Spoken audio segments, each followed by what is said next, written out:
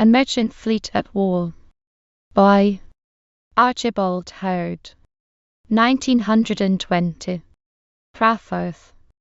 During a war, which was at last to draw into its vortex practically the whole human race, the issue depending, first and foremost, on sea power, there was little time or opportunity or, indeed, inclination on the part of British seamen to keep a record of their varied activities. The very nature of many of the incidents recorded in the following pages precluded the preparation of detailed reports at the time.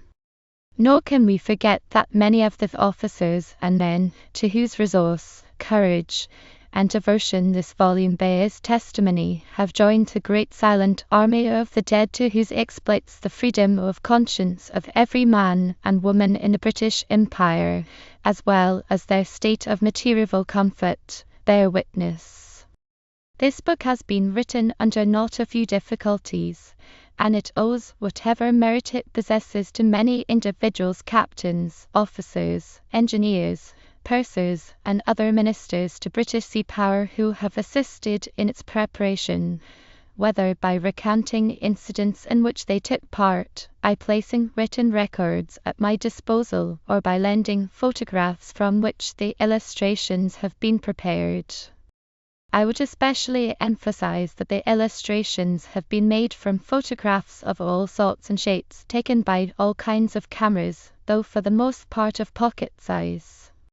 Many of the pictures were snapped under dull and forbidding skies, and some were secured in the very presence of the enemy in mad pursuit of his piratical policy.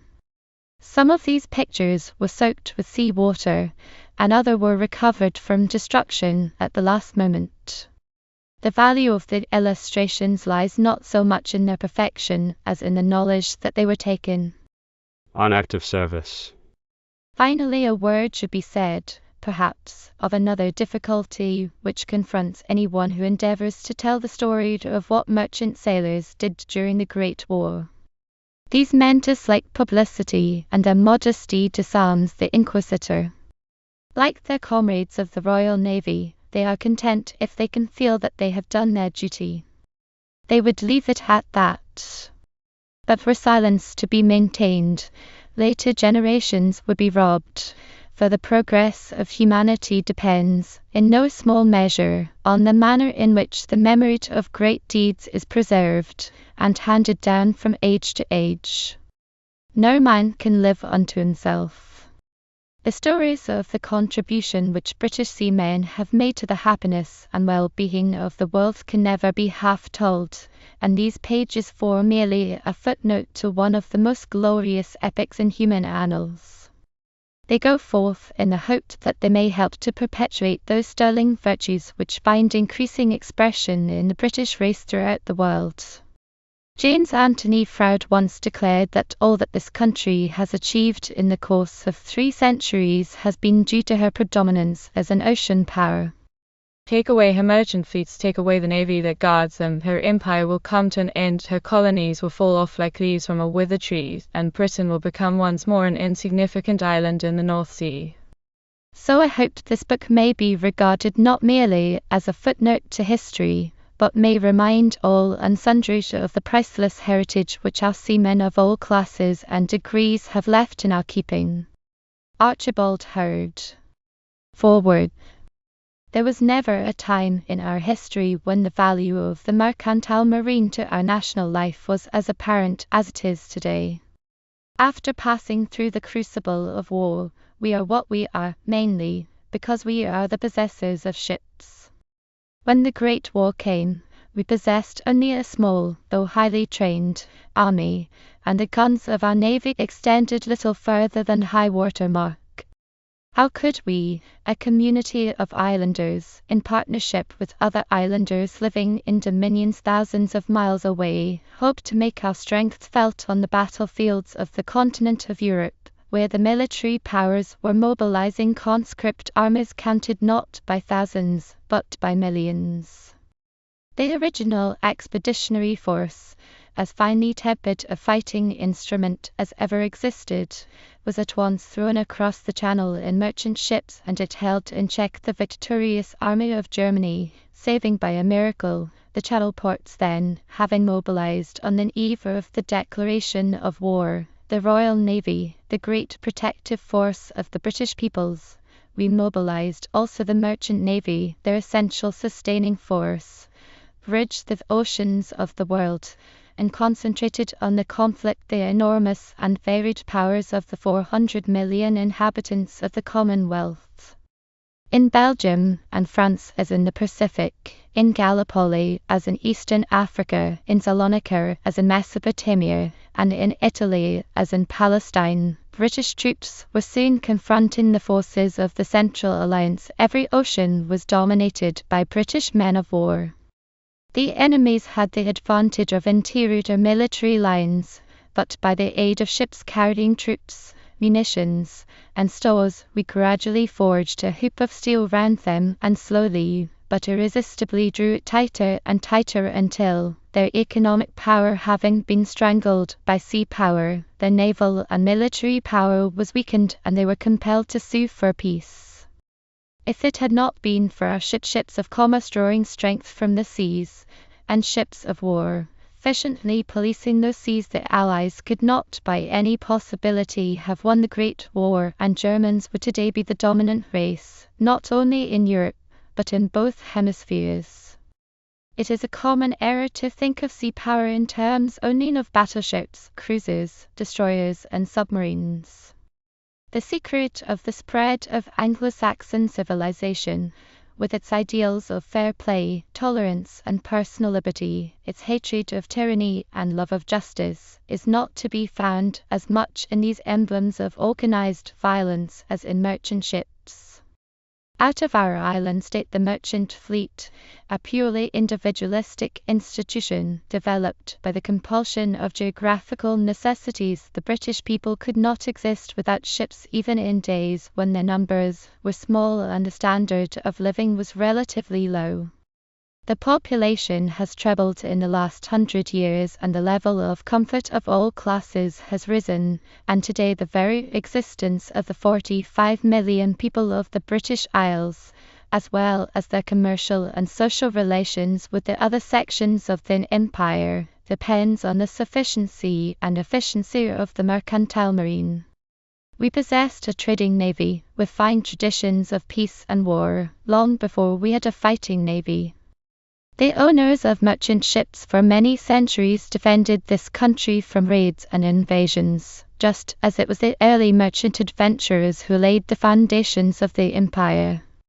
Thus, as far back as the reign of Athelstan, we find the Saxon king granting a thainship, or, as one might say, a knighthood to every merchant who had been 3 voyages of length in his own trading vessel. It was largely with the ships of merchant owners that in 1212 the English, by raiding France, prevented a French invasion, and that in 1340 one of the greatest British naval victories was won over vastly superior forces at the Battle of Sluys. And though, at the time of the Armada, merchant ships were but as it were the core of the fleets that fought and destroyed the threatened world domination of Spain, they played an exceedingly important part in that epoch-making struggle which marked the emergence of this island as a world power.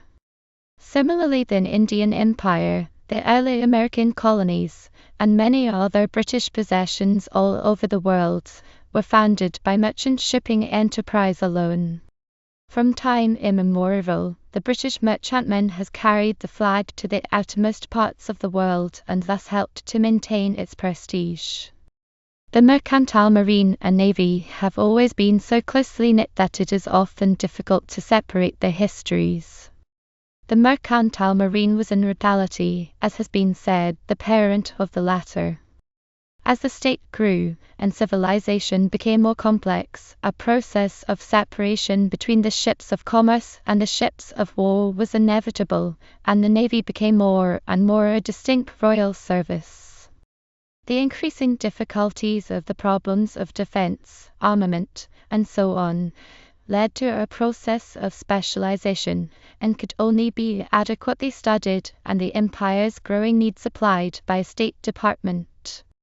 On the other hand, the mercantile marine remained, and still remains, individualistic, each merchant shipowner or company of shipowners building the sort of vessel best adapted to the particular enterprise in hand. Thus we have sailing from our ports, ships of all descriptions, ocean-going liners carrying passengers, cargoes and mails, as well as tramps, colliers, cold storage vessels, and an infinity of other types.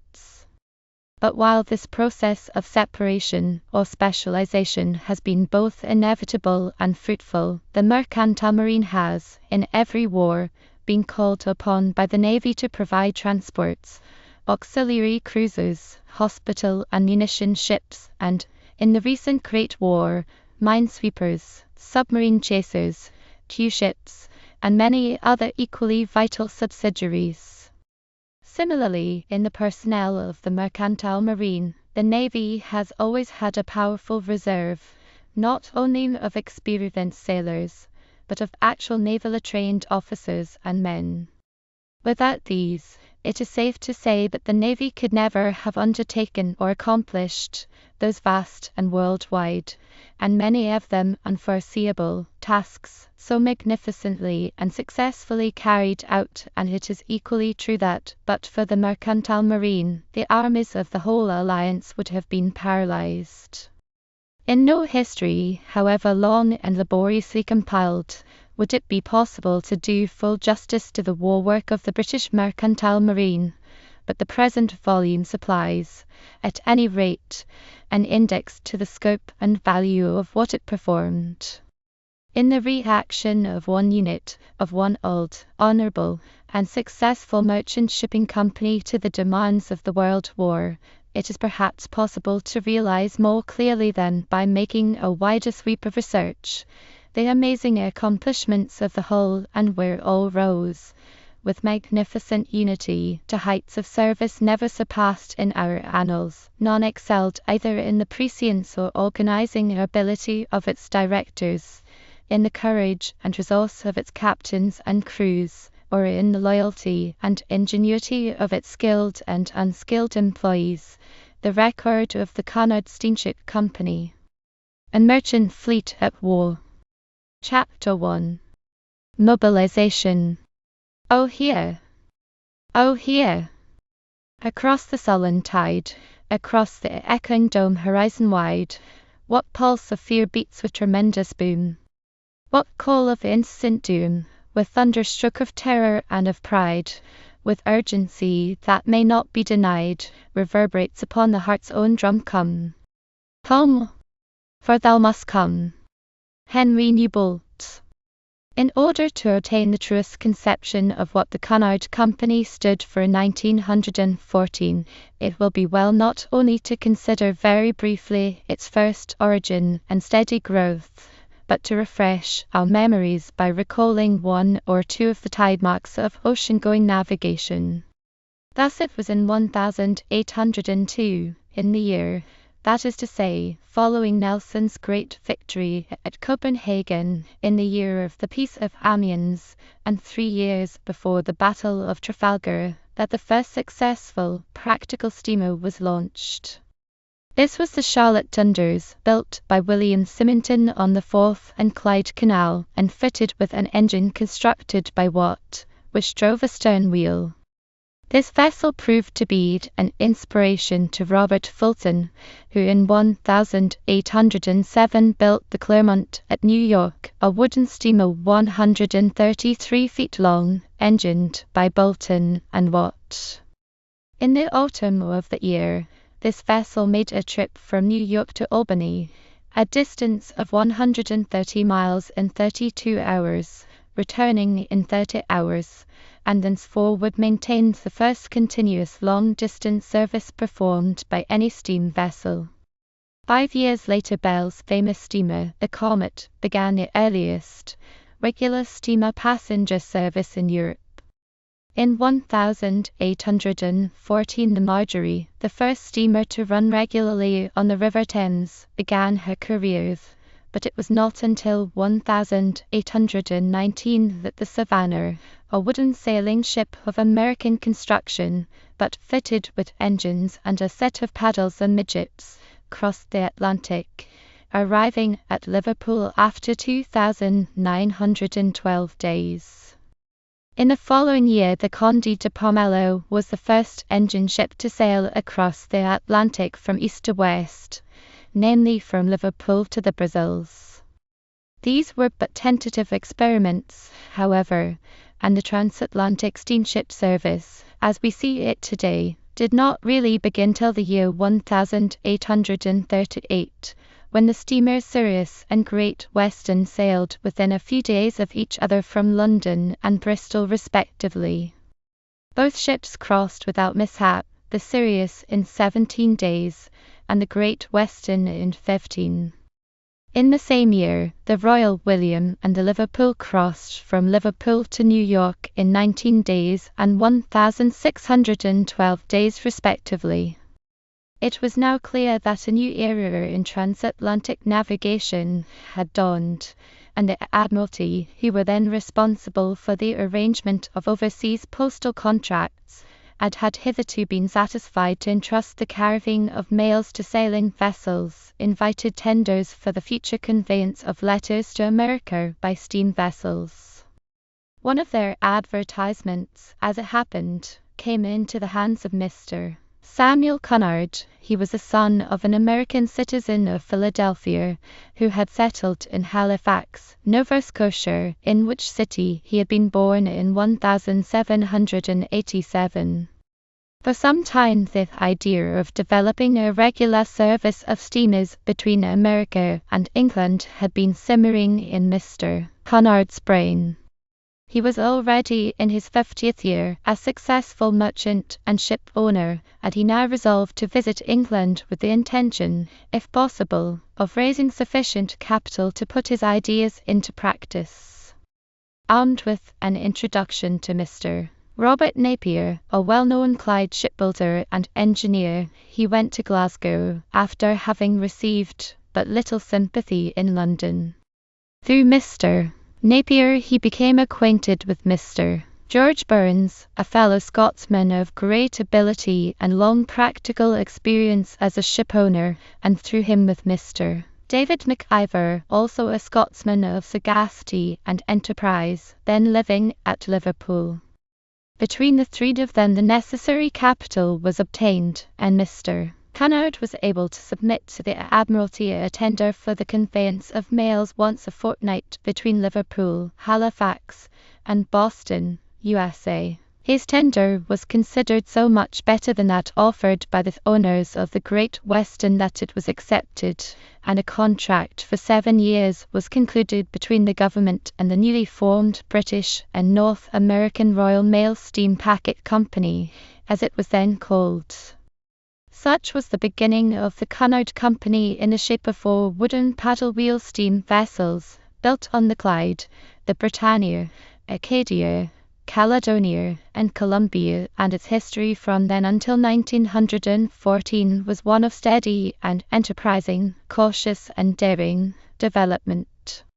This is not the place to linger in detail over the technical strides made since 1840 by the Cunard Company's directors, but one or two of the more important milestones should perhaps be noted.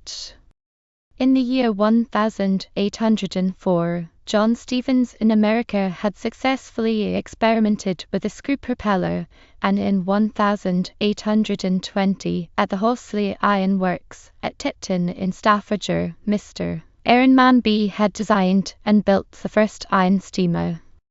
It had always been the policy of the Cunard Company to keep in touch with every new marine experiment, but at the same time it had been their wise habit, both from the commercial point of view and that of the safety of their passengers and crews, to move circumspectly in the adoption of new devices. It was not, therefore, until 1852 that the first 4 iron screw steamships were added to their fleet, namely the Australian, Sydney, Andes, and Alps, 4 vessels that were also the first belonging to the company to be fitted with accommodation for emigrants. For the next 10 years, however, it was found that passengers still preferred the old paddle wheel system, and side by side with their iron screw steamers, the company continued to build these until, in 1862, the Scotia proved to be the last of a dying type. Meanwhile, in 1854, the government was to realize another side of the value to the nation of the Cunard Company. During the Crimean War, in response to a strong government appeal, the company immediately placed at the Admiralty's disposal 6 of their best steamers, the Cambria, Niagara, Europa, Arabia, Andes, and Alps, later adding to these their 2 most recent acquisitions, the Jura and Etna. Throughout the campaign, these 8 vessels were continuously employed upon various important missions, supplying the needs of the military forces. Perhaps the next most important era began with the invention in 1869 of compound engines, and in 1870 the Batavia and Pathfinder were fitted with these, and proved extremely successful, maintaining good speeds with a reduced consumption of fuel. The company was now sailing 1 vessel under contract with the General Post Office every week from Liverpool to New York, calling at Queenstown, and from New York to Liverpool, also calling at the South Irish port, and receiving a certain subsidy for so doing. They were also maintaining services between Liverpool and the principal ports in the Mediterranean, Adriatic, Levant, Bosphorus, and Black Sea, and between Liverpool and Havre. In 1881, the first steel vessel, the Surveyor, was built for the Cunard Company. This was the most powerful as well as the largest ship, with the exception of the famous Great Eastern, that the world had then seen. She was followed in 1884 by the Troyer and Umbrier, the former of which in August 1885 set up the record for speed from Queenstown to New York, the journey being accomplished in 6 days 6 hours and 36 minutes. In the meantime, research work in the construction of marine engines had been continued, and Dr. Price had invented the triple expansion engine, which effected further considerable economies in the consumption of fuel, and these were fitted by the Cunard Company into the 2 great twin-screw vessels, the Campania and Lucania, built in 1893.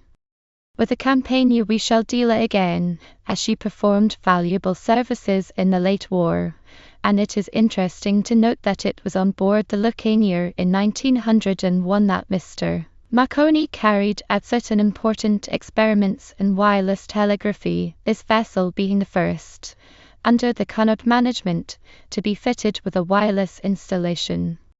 Through all these years the Cunard Company had of course been submitted to very great competition in the transatlantic trade, not only by British lines, but by American and continental shipping companies also, and in the year 1900 with the Deutschland, and in 1902 with the Kaiser Wilhelm II, what has been called the Blue Ribbon of the Atlantic passed to Germany, these vessels having an average speed of 2,312 knots. It was then decided that the supremacy in this respect should, if possible, be regained by Great Britain, and, with government help, and in return for certain definite prospective services if required, the Cunard Company laid down the Lusitania and the Mauretania.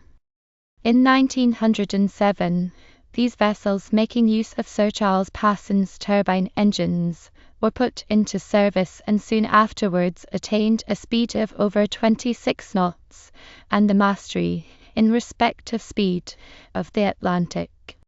Enormous as were the proportions, however, of these huge vessels, they were yet to be eclipsed by the Cunard Company's later and most recent giant, the Aquitania, a vessel that might more fitly be described as a floating city of palaces, libraries, art galleries, and swimming baths than the steamship Child of the Little Britannia of 1840.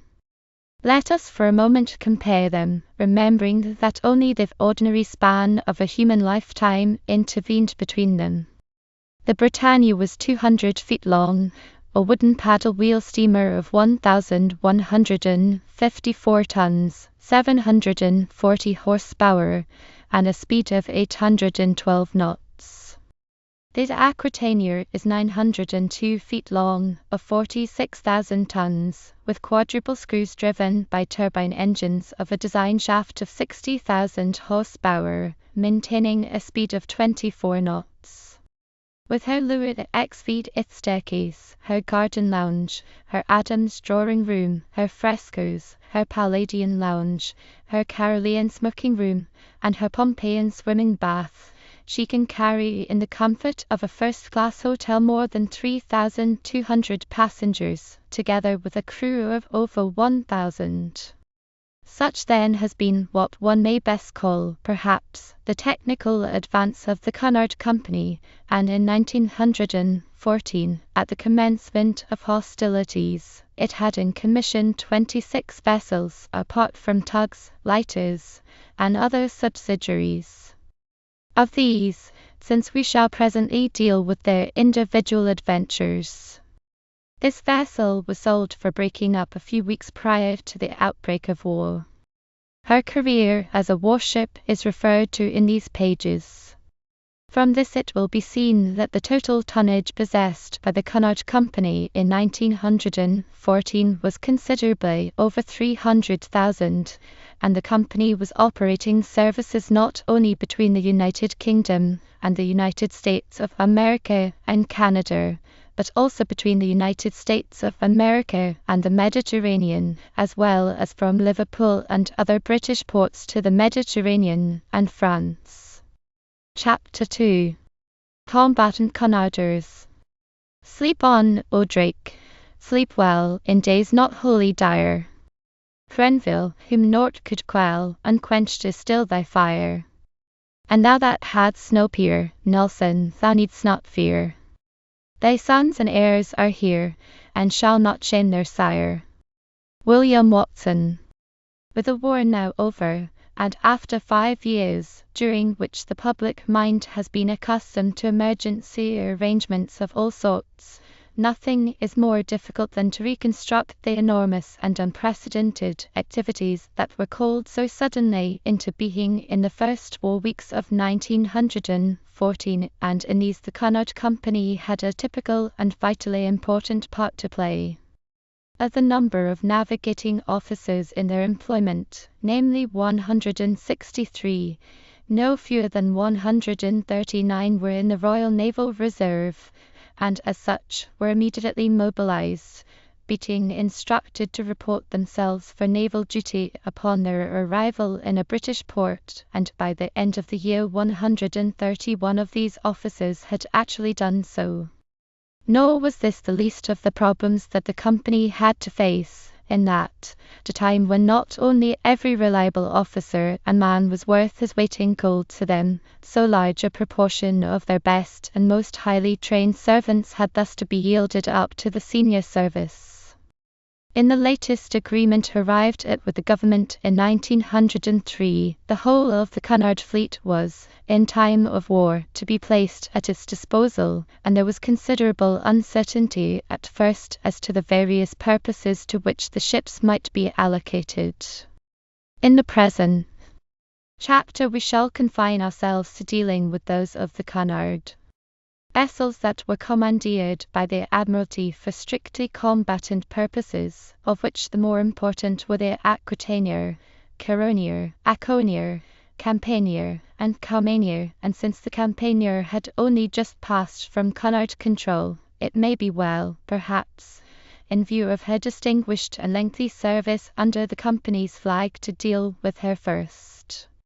She became a seaplane carrier after having at first, however, taken a large share in repatriating Americans stranded in the British Isles owing to the exigencies of war.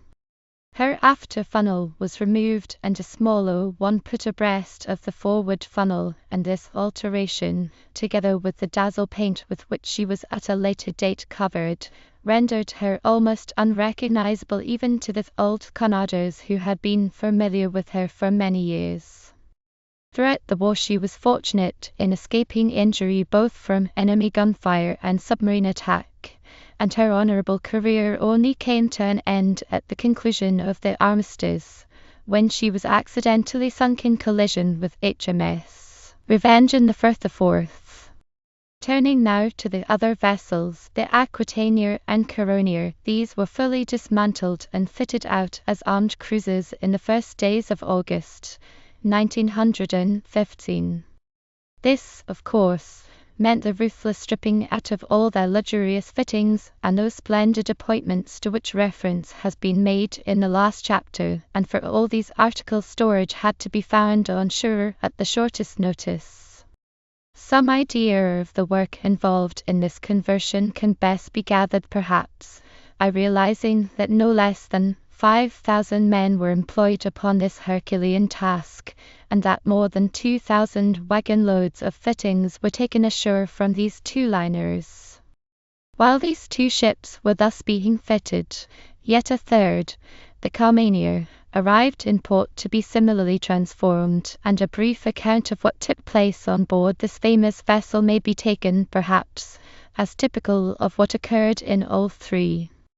Arriving at Liverpool landing stage at 8 o'clock in the morning of August 7th, 1914, she was almost immediately boarded by Captain Noel Grant, RN, and Lieutenant Commander E. Lockyer, RN, who were to be respectively her captain and first lieutenant under the new conditions. At that moment she looked about as unlike a man of war as she could well have done. From half a dozen gangways, baggage was being landed at express speed, while first and second class passengers were also going ashore from the overhead gantries.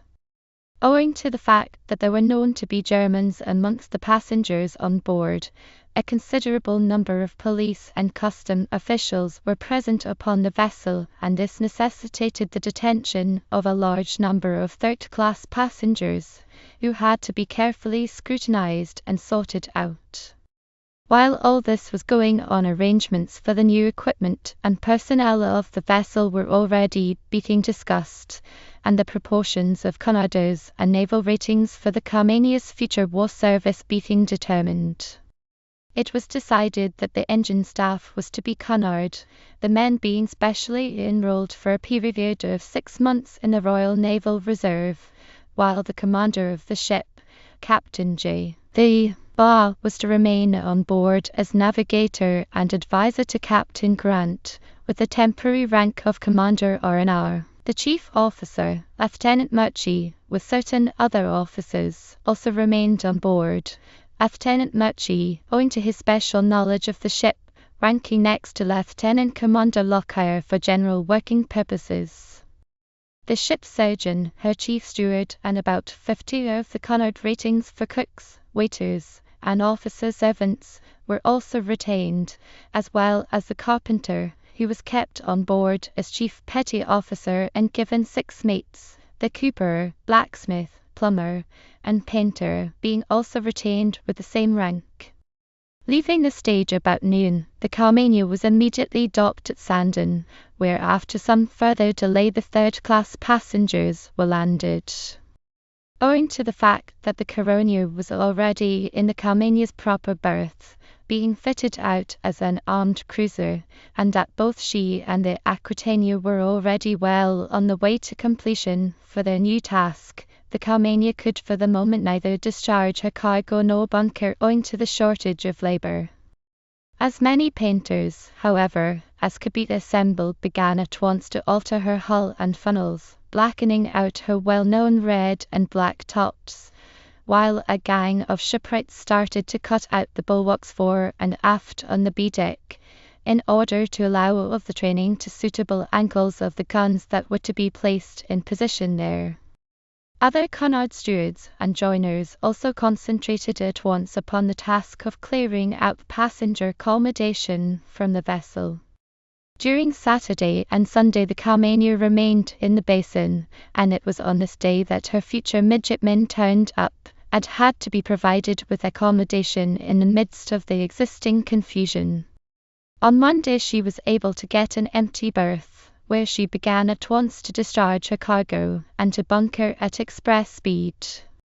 Armoured plates were now being put in position upon all her most vulnerable parts, and these were also being reinforced with coal and bags of sand by way of extra protection. All the woodwork in the passengers' quarters was being taken away. 2 of her holds were being fitted with platforms, and magazines were being built on them, while means for flooding were also being installed, speaking tubes fitted in the aft steering gear room, control telephones being run up, and her 8 guns placed in position. These were all of 4.7-inch caliber and with a range of about 9,300 yards. In addition, a 6 ft. Barnstroud rangefinder was being fitted, together with 2 semaphores. 2 searchlights were being mounted on slightly raised platforms on the bridge ends, while 2 ordinary lifeboats and 18 McLean collapsible boats were retained for war purposes. By Wednesday all the coal was in, all the bunkers being full, and the protection coal was in place. At 5 o'clock the next morning, the naval ratings in charge of Lieutenant Commander O'Neill, R.N.R., arrived from Portsmouth, most of them being R.N.R. men, but a good many belonging to the Royal Fleet Reserve, while the Marines on board were drawn in equal proportions from the Royal Marine Artillery and the Royal Marine Light Infantry. The able seamen were for the most part Scotch fishermen of the finest type. On the same day messing, watch, and sleeping arrangements were made. Ammunition was taken aboard and stored in the magazines, together with a limited number of small arms, in addition to the Marines' rifles, and so unremitting had been the work of all engaged, and so efficient the organization evoked by the crisis, that the Carmania was actually at sea as a fully equipped armed cruiser by Friday, August 14th. Only a week after she had entered port as an ordinary first-class Atlantic liner. With her later adventures we shall deal in a moment, but before doing so let us follow the adventures of the other 3 vessels that were converted into armed cruisers. The Aquitania, fitted with 6-inch guns, sailed on August 8th, but unfortunately was damaged in collision, and on returning to port was dismantled at the end of September. From May to August 1915 she was employed in carrying troops, when she was fitted out as a hospital ship, in which capacity she continued to work until April of the following year. She was again requisitioned as a hospital ship in September 1916, plying between England and the Mediterranean until Christmas. She was then laid out by the government for the whole of 1917, and in March 1918 was again put into commission by the Admiralty as a transport, and played an important part in bringing the American troops to Europe at that critical time. The Carmania had a somewhat longer career as an armed cruiser. She was commissioned on 8 August 1914 by Captain Shirley Litchfield, RN, with Captain C.A. Smith Cunard Line as navigator. She sailed from Liverpool on August 10th for patrol duties in the North Atlantic, being attached to the North American and West Indies Station under the command of Rear Admiral Fitzhornby, with Halifax, NS, as base. She was employed on the usual patrol duties, stopping, boarding and examining shipping. In the very early days of the war, she captured at sea and towed into Berryhaven the 4-masted bark Odessa, and, some little time after, she took over from a warship and towed to Halifax a 6,000-ton oil tanker. 8 4.7-in. Quick-firing guns were originally mounted in the Carmania, but, on her return to England for refit in May 1915, they were replaced by a similar number of 6-inch She was at sea again in July 1915 for another commission on the same station, with Captain Reginald A. Norton, RN in command, and Captain Henry McConkie Cunard Line as navigator. She remained away until August 1916, when she returned to this country to pay off. The Caronia was then employed in trooping between South and East Africa and India until her return to the company service. During the whole of this time, she was manned chiefly by mercantile marine ratings, enrolled for temporary service in the RNR for the duration of hostilities. The Laconia, for the first 2 years of the war, was also used as an armed cruiser, seeking special service on the German East African coast, and taking part in the operations which ended in the destruction of the German cruiser Königsberg in the Rufiji River. She was then taken out of commission and returned to the company's transatlantic service. She was finally sunk by a German submarine on the 25th February 1917, American lives being lost aboard her. There is no doubt that this was the overt act that helped to confirm the decision of America to enter the war on the side of the Allies. It is safe to say that all these vessels maintained in their new naval roles not only the best traditions of the Cunard Company itself, but those of the mercantile marine of which they had once been so distinguished a part, and the British Navy of which they became not the least useful and honourable units. To the Caronia, indeed, fell the singular honour of being the only British armed auxiliary cruiser to sink a German war vessel in single-armed combat, and the 5 Years' War at sea produced few more kindling and romantic stories than that of her duel with the Cap Trafalgar in September 1914, near Trinidad Island in the South Atlantic. Leaving the Mersey, as we have seen, on Saturday, August 15th, she first went up the Irish Channel examining merchant vessels, on her way to the Halifax trade route where she was to carry out her first patrol duties. Having kept this track, however, for 24 hours without adventure, she received orders to sail for Bermuda, and on her way there seized the opportunity of dropping a target and carrying out some practice firing, which not only proved that her gun layers were exceptionally skillful, but which gave all on board considerably greater confidence in the ship as a fighting unit. On the evening of August 22nd, she sighted the searchlights off St. George, Bermuda, and early next morning performed the difficult task of navigating a channel that no vessel of anything like her great size had ever before been through. Here for the next 5 days she called, while officers and men were able to obtain certain articles in the way of tropical clothing that they had not had time to procure at Liverpool. On August 29th she left the Bermudas, and on September 2nd passed through the Bocas del Dragos, at the mouth of the Gulf of Paria.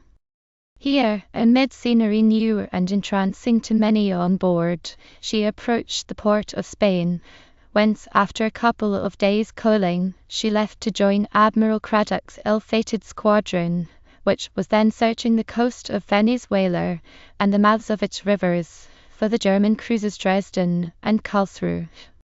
To this squadron she became attached about a week later, and soon received orders to investigate Trinidad Island in the South Atlantic.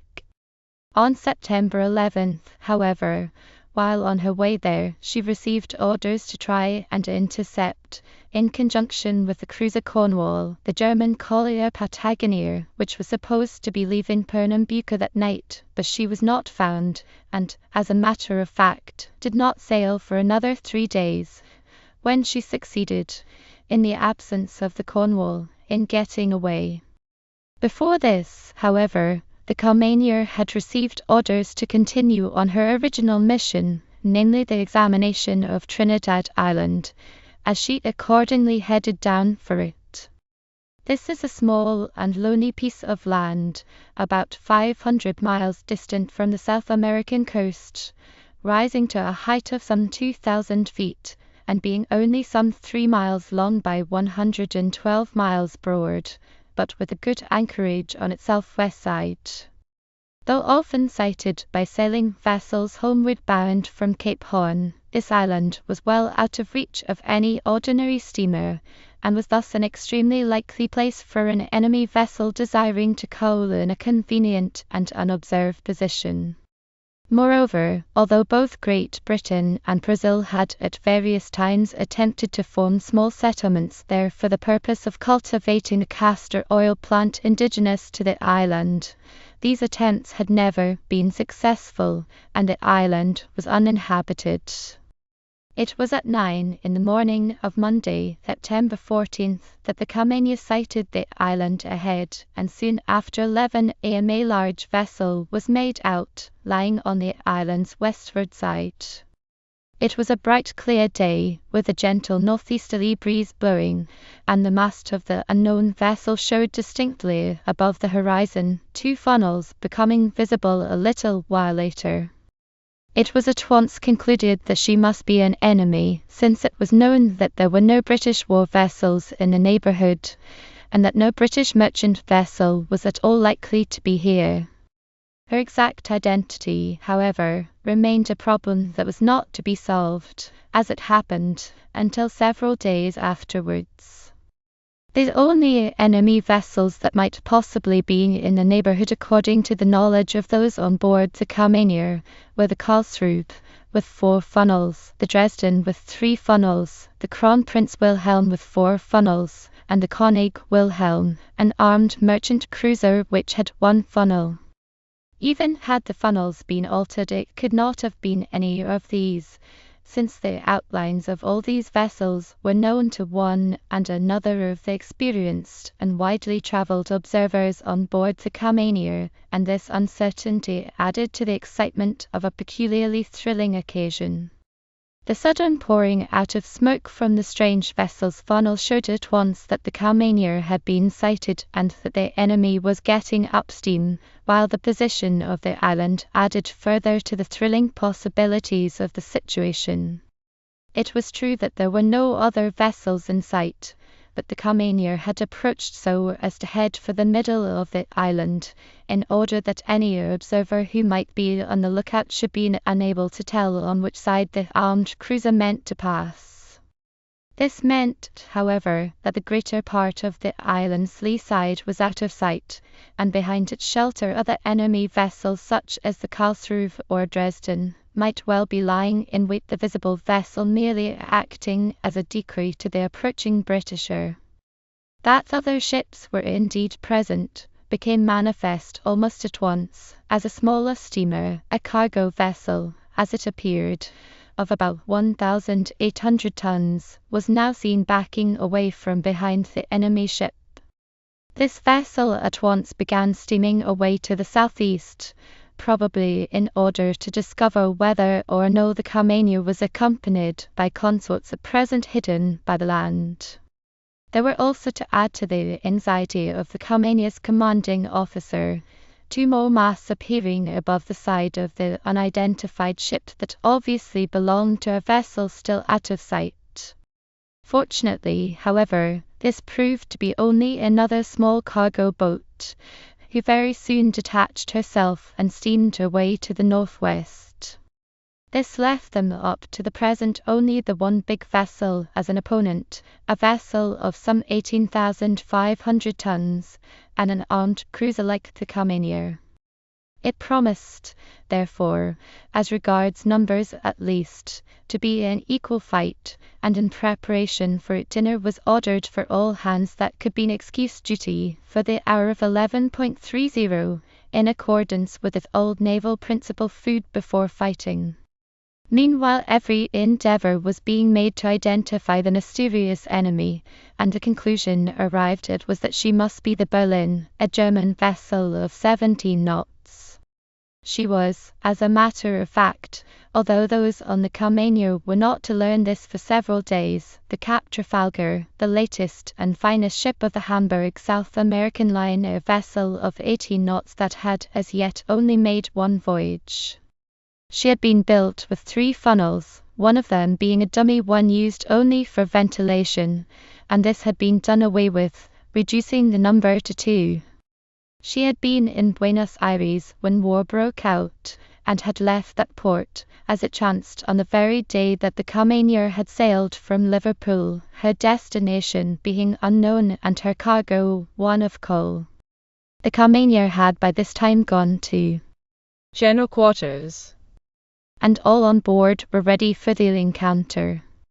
The largest ensigns floated both from the flagstaff aft and the mastheads, and the Cap Trafalgar now ran up the white flag with the black cross of the German Navy. It was still, however, not quite certain that the enemy was armed, and it was therefore necessary that the usual formality should be attended to. While within range, Captain Grant ordered Lieutenant Mucci to fire a shot across her bow, and the shell, very skillfully aimed, dropped about 50 yards ahead of this. The reply was immediate, the enemy firing 2 shells which only just cleared the Carmania's bridge, and dropped into the water about 50 yards upon her starboard side. The fight had now begun in earnest, and the firing on both sides was of a high order, although the first round or 2 from the Carmania fell short, while those of the Cap Trafalgar erred a little in the opposite direction. Quite soon, however, hits were being made by both sides, and soon one of the Carmanier's gunlayers lay dead, his No. 2 dying, and almost the whole of the gun's crew wounded. For the first few minutes of the duel, only 3 of the Carmania's guns could be brought to bear, but soon by porting a little she was able to bring another gun into action, and some very successful salvos at once followed. The British gunlayers, firing as coolly as if they had been at practice, were now hitting with nearly every shot, and the vessels were closing one another rapidly, when, at about 5,500 yards, the new and sinister sound of machine gun firing began to thread the din of the bursting shells. By this time a well-placed enemy shell had carried away the Carmania's control, so that it was no longer possible for ranges to be given from the bridge to the guns by telephone, and it was evidently the Cap Trafalgar's intention to disable the bridge entirely, shell after shell hitting its neighbourhood, or only just missing it. It was at once clear to those on board that if the enemy's machine gun could now get the range, the guns and ammunition parties on the unprotected decks of the Carmania would be inevitably mown down. The order was therefore given to port, and the Carmania wore away in order to increase the range. This brought the enemy astern and another of the Carmania's guns into action, and for a brief moment she had 5 guns bearing upon the Cap Trafalgar. Still porting, however, the guns on that side ceased to fire, and the turn came for the starboard gunners to take their hand. The enemy now also ported, and as she did so, it became clear that she was visibly listing to starboard. She had already been set on fire forward, but this fire seemed to have been extinguished. The Carmania's gunners, on the soundest principles, were steadily aiming at the Cap Trafalgar's waterline, and there was no doubt that as a result of this policy she was already beginning rapidly to make water. It was by no means, however, the case of the honours resting with one side entirely, and the enemy was constantly registering hits on the Carmania's masts, ventilators, boats, and derricks, and it is an amazing fact, considering that at one time the range was not more than 112 miles, that her casualties should have been so few. The Carmania's gunners were now firing so fast that the paint was blistering off the guns, and at the same time she herself was on fire to an extent that might have proved very serious. The main pipes having been shot away, no water could be got through the hose pipes and brought to play upon this fire, and reliance had therefore to be placed upon water buckets handled under the most difficult conditions of smoke and heat. It was now evident that the Carmania's bridge would in a very short time be untenable, and her captain therefore ordered the control to be changed to the aft steering position, and this was accordingly done, the enemy being kept at about the same bearing. The bridge was now well alight, and the flames were licking upward with increasing ferocity. The port side of the main rigging was hanging in festoons from the only remaining shroud. The wireless gear had been shot away in the first moment of the action.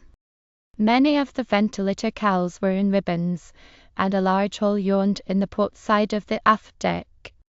Battered as she was, however, it was now clear that the Cap Trafalgar was in a far worse case. She was listing heavily, and her firing, though still rapid, was becoming wild. She was badly on fire, and almost wholly wrapped in smoke.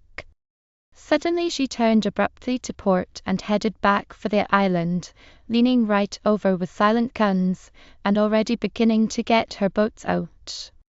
Upon this all the Carmania's hands, except the gun layers, were employed in trying to extinguish the fire.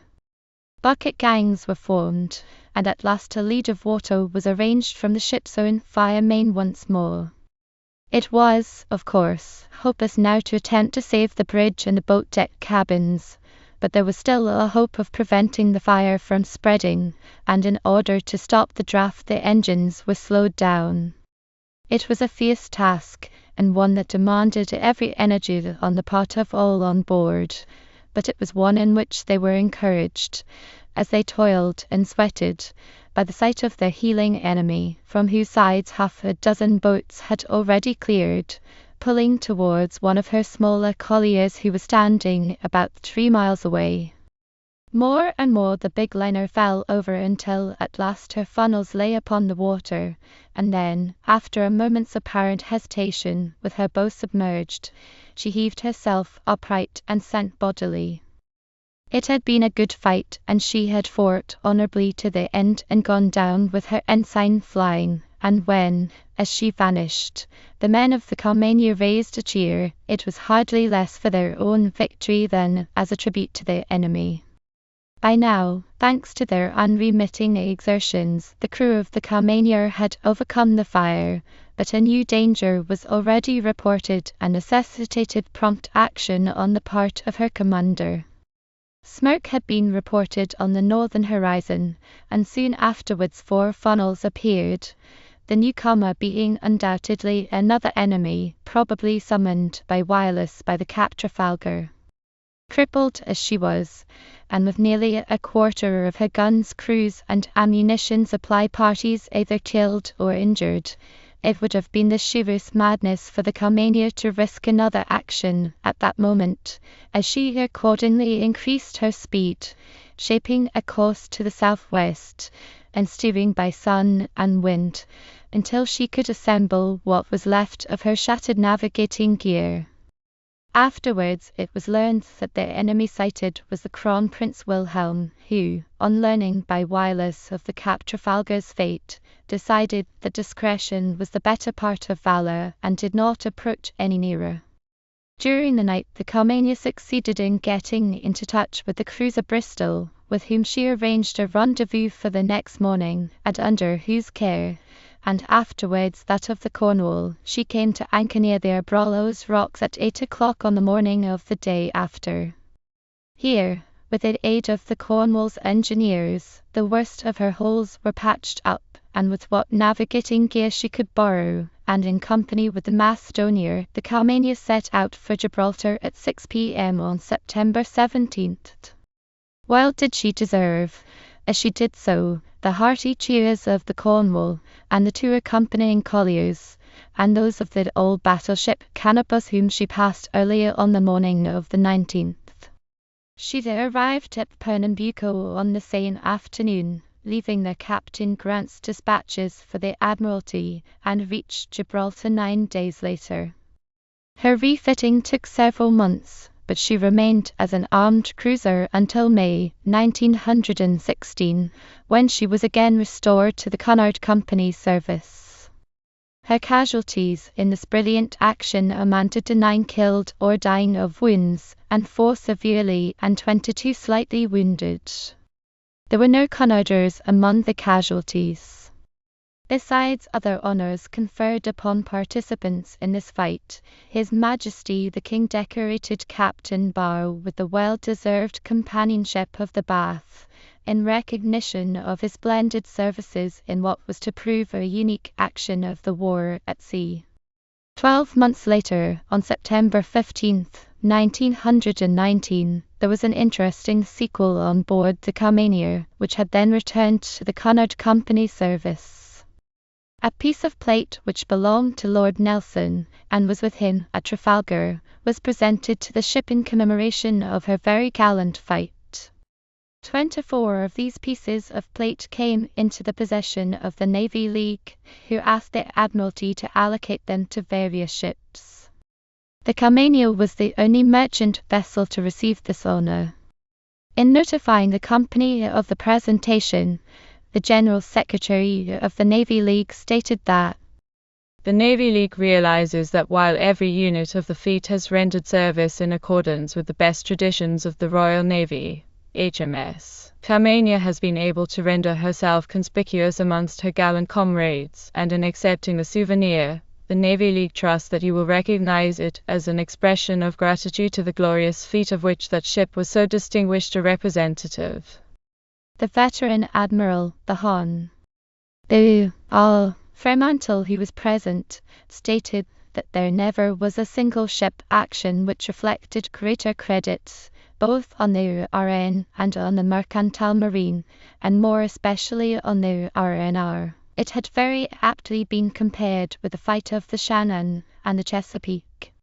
Captain Grant was unfortunately unable to be present, but in a letter read at the function he claimed that this action was the only one throughout the war in which an equal, or as a matter of fact, a slightly inferior vessel annihilated the superior force.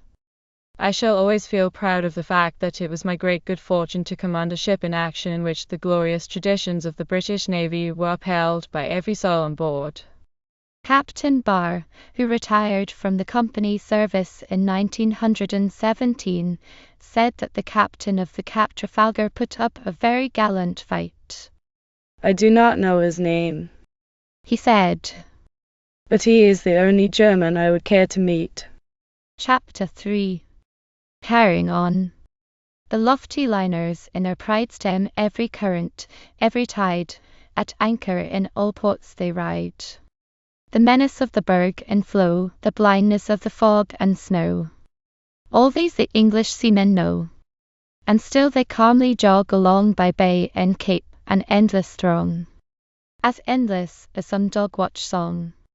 Molly Roberts. We have confined ourselves so far to the adventures of the Cunard vessels that were used in the early stages of the war for purely combatant purposes.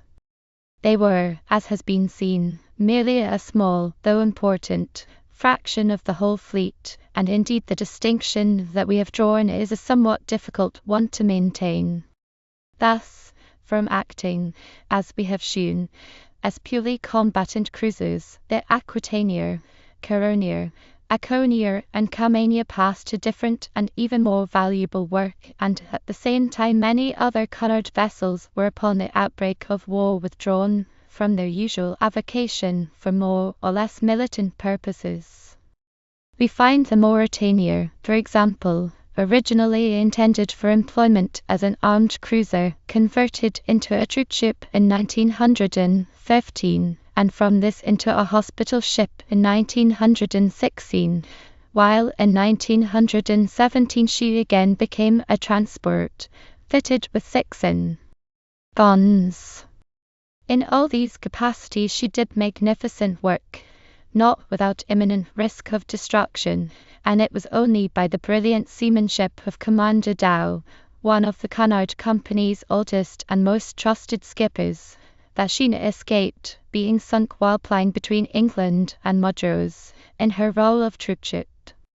Attacked by a submarine, Commander Dow noticed the wake of the approaching torpedo on his starboard bow, and immediately ordering the helm to be flung hard aport. The torpedo was missed by not more than 5 feet, the Mauretania's great speed fortunately thereafter placing her beyond range of the enemy. The Franconia and Alonia were also employed in carrying troops from September 1914 onwards until both of them were sunk, curiously enough within a few days of one another in October 1916. During this period they carried troops not only from Canada to England, but made several voyages to India and various parts of the Mediterranean. It was while she was on her way from Alexandria to Salonika, though fortunately after she had disembarked 2,700 soldiers, that the Franconia Captain T.S. Miller was torpedoed, about 200 miles in east of Malta. 12 of her crew were killed by the explosion. The ship sank 15 minutes after she was hit, the survivors being picked up by HM Hospital ship Dover Castle, whose RMC surgeon Dr. J. D. Doherty chanced himself to be one of the Cunard Company's medical officers. The Alonia, again, as it happened, having landed her passengers and mails at Falmouth, after a voyage from New York, was torpedoed on her way to London, about 2 miles south of the Royal Sovereign light vessel. Captain H. L. Benison, in command, hoped to beach the ship, but unfortunately the water gained too rapidly, and the necessary tugs did not arrive in time. 2 members of the crew were found to be missing, probably as the result of the explosion, the rest being saved by patrol boats and destroyers and the Alonia's own lifeboats. The Indania, Ascania, Ivania, and Saxonia were all for several months used as prison ships in 1915, each of them providing accommodation for nearly 2,000 German prisoners. They were afterwards employed as transports, both to India and the Mediterranean, the Ivania, Ascania and Indania, in the end, all being sunk by enemy submarines. These losses represented a heavy sacrifice by the company, particularly in view of the post-war needs of navigation. It was on January 27, 1918, that the Indania was torpedoed without warning, having sailed the day previously from Liverpool, via the north of Ireland, with 51 passengers and mails. Captain J. Marshall, in command, immediately ordered her boats to be lowered, with the result that within a quarter of an hour all the passengers and crew were clear of the ship, except the captain himself, the chief, first, second and third officers, who made a special request to the captain to be allowed to remain on board. The manner in which the boats were thus speedily lowered and filled and navigated to positions of safety was an evolution which reflected favourably on the organisation of the ship. Captain Marshall then made an examination of the ship and called for volunteers from the nearest boat. The response was immediate and unanimous, and the chief engineer, purser, wireless operator, and 2 stewards, with 2 able seamen at once returned on board with a fine carelessness to their own safety, and rendered valuable assistance in getting out hawsers forward and aft. At 2:30, these men were again ordered to leave the vessel, and, with the occupants of the other boats, were picked up by patrols. Captain Marshall himself and his chief officer, Mr. Murdoch, boarded a drifter and stood by the Indania until 4 o'clock in the evening, when they again returned on board to make her fast to a tug which had just arrived, still entertaining the hope that it might be possible to save her. Unhappily their efforts were of no avail, the vessel sinking about 7:30. 7 lives were unfortunately lost, probably as a result of the explosion.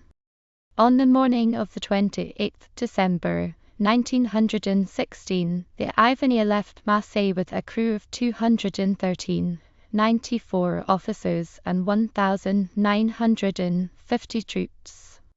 Shortly after her departure from Marseille, Captain Turner received orders to proceed 11 miles south of Damietta, Malta, but prior to altering course he received further orders to proceed north of Gozo Island, Malta, where the Ivanier's escort, HMS Camellia Destroyer, was relieved by HMS Rifleman Destroyer. On approaching the Adriatic, Captain Turner was instructed not to pass through the danger zone in daylight.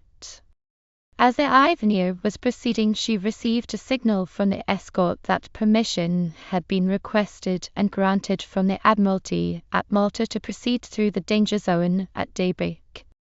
There was a fresh breeze which accounted for a heavy swell. The morning sun was shining brightly on the starboard side, when Captain Turner observed the wake of a torpedo approaching his vessel, too late to enable him to do anything to avoid it. The torpedo struck the Ivanier on the starboard side, abreast the funnel, and consequently rendered the engines out of commission, owing to the bursting of the steam pipe by the explosion. This explosion accounted for the loss of 13 stewards and 9 firemen. Fortunately, at the time, all troops were mustered on deck and were standing by boat stations. The boats were immediately lowered clear of the water.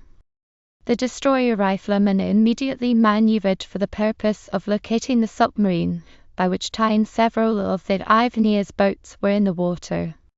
At this juncture an unfortunate incident occurred. The destroyer dashed by the port quarter at full speed without having an opportunity of avoiding a collision with the ship's lifeboat, containing Chief Engineer Wilson and Dr. Parker, among other members of the crew, the boat sinking immediately. Dr. Parker was picked up, but died almost immediately from injuries received. Chief Engineer Wilson was not seen. 2 steam trawlers came alongside the Ivanier after the destroyer had left with 600 survivors on board, which took the remainder of the military and crew, which apparently left only Captain Turner and Second Officer Leggett remaining on board. The second officer, however, went round the decks and discovered a soldier on the after deck who had sustained a broken thigh. 2 soldiers were immediately ordered aboard for the purpose of assisting in strapping a board to the man's damaged thigh, he being eventually lowered onto one of the trawlers by means of a bowline, where he was placed in charge of the RAMC. The second officer then went aboard the trawler, later followed by Captain Turner, who first of all made sure that the vessel was sinking. The trawlers then cruised around among the boats and wreckage picking up survivors. One of the trawlers unfortunately became disabled owing to the ropes fouling her propellers, which necessitated her being towed by the other. The trawlers proceeded to Crete, where the survivors were billeted for 14 days, after which time they were taken on board the P&O SS Cullinan and conveyed to Marseille, from which port they were sent overland to England. The Ausonia was another of the fine Cunard vessels which the enemy succeeded in destroying. In February 1915, she had taken over 2,000 refugees from Belgium to La Pallice, being afterwards employed as a troopship from February to May 1916, working to Mediterranean and Indian ports. She was then returned to the Cunard Company service and was sunk on the 30th of May 1918. Once before, the ship had been struck by a torpedo off the south coast of Ireland in June 1917, while on a voyage from Montreal to Avonmouth. In this case she was fortunately salved, and her valuable cargo of foodstuff safely discharged. On the second occasion, while sailing from Liverpool, she was less fortunate. The Ausonia was some 600 miles west of the Irish coast at 5 p.m. on May 30th, when a torpedo struck her, causing a terrific explosion. As her commander, Captain R. Capper, afterwards said, he saw rafts, ventilators, ladders, and all kinds of wreckage coming down as if from the sky, falling round the after part of the ship. Captain Capper, who, at the moment, was at the entrance of his cabin, at once went to the bridge, put the telegraph to stop full speed astern, but received no reply from the engine room. All hands were at once ordered to their boat stations, and the wireless operator tapped at the ship's position on his auxiliary gear. 10 boats were lowered, and, within a quarter of an hour after the ship was struck, they had safely left her. When about a quarter of a mile astern, Captain Capper mustered them together and called the roll. It was then discovered that 8 stewards were missing, having been at tea in a room immediately above the part of the ship struck by the torpedo. Half an hour after the vessel was torpedoed, a periscope was sighted on the port bow, and an enemy submarine came to the surface and fired about 40 shells at the ship, some of these dropping within 50 yards of the boats. After the Ausonia had sunk, the submarine approached the boats, and Captain Capper, who was at the oars, was ordered to come alongside. Upon the submarine's deck several of her crew were lounging, laughing and jeering at the shipwrecked survivors. After inquiring as to the Ausonia's cargo, the submarine commander ordered the boats to steer in a northeasterly direction in callous disregard of the peril which confronted the Ausonia's crew. The submarine herself then made off northwards. Captain Capper gave orders to the officers in charge of the boats that they were to keep together and endeavour to get into the track of convoys, the weather being fine at the time. Until midnight the boats were successful in remaining in each other's company, but the wind having risen in the night, 2 boats, one of them in charge of the first officer, and the other in charge of the boatswain, were, on the following morning, not to be seen.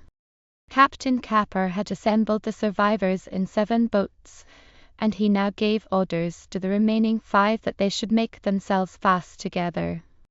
In this formation they continued throughout the following day and night, when the ropes began to part. They were also retarding progress and were therefore cast off, the boats, however, still continuing to remain pretty well together. On Sunday, January 2nd, to add to the misery of their occupants, the weather became bad, heavy rain falling and soaking them all to the skin. On Monday and Tuesday conditions improved a little, but on Wednesday a storm broke, and by midday a heavy sea was running, and a gale blowing from the northwest.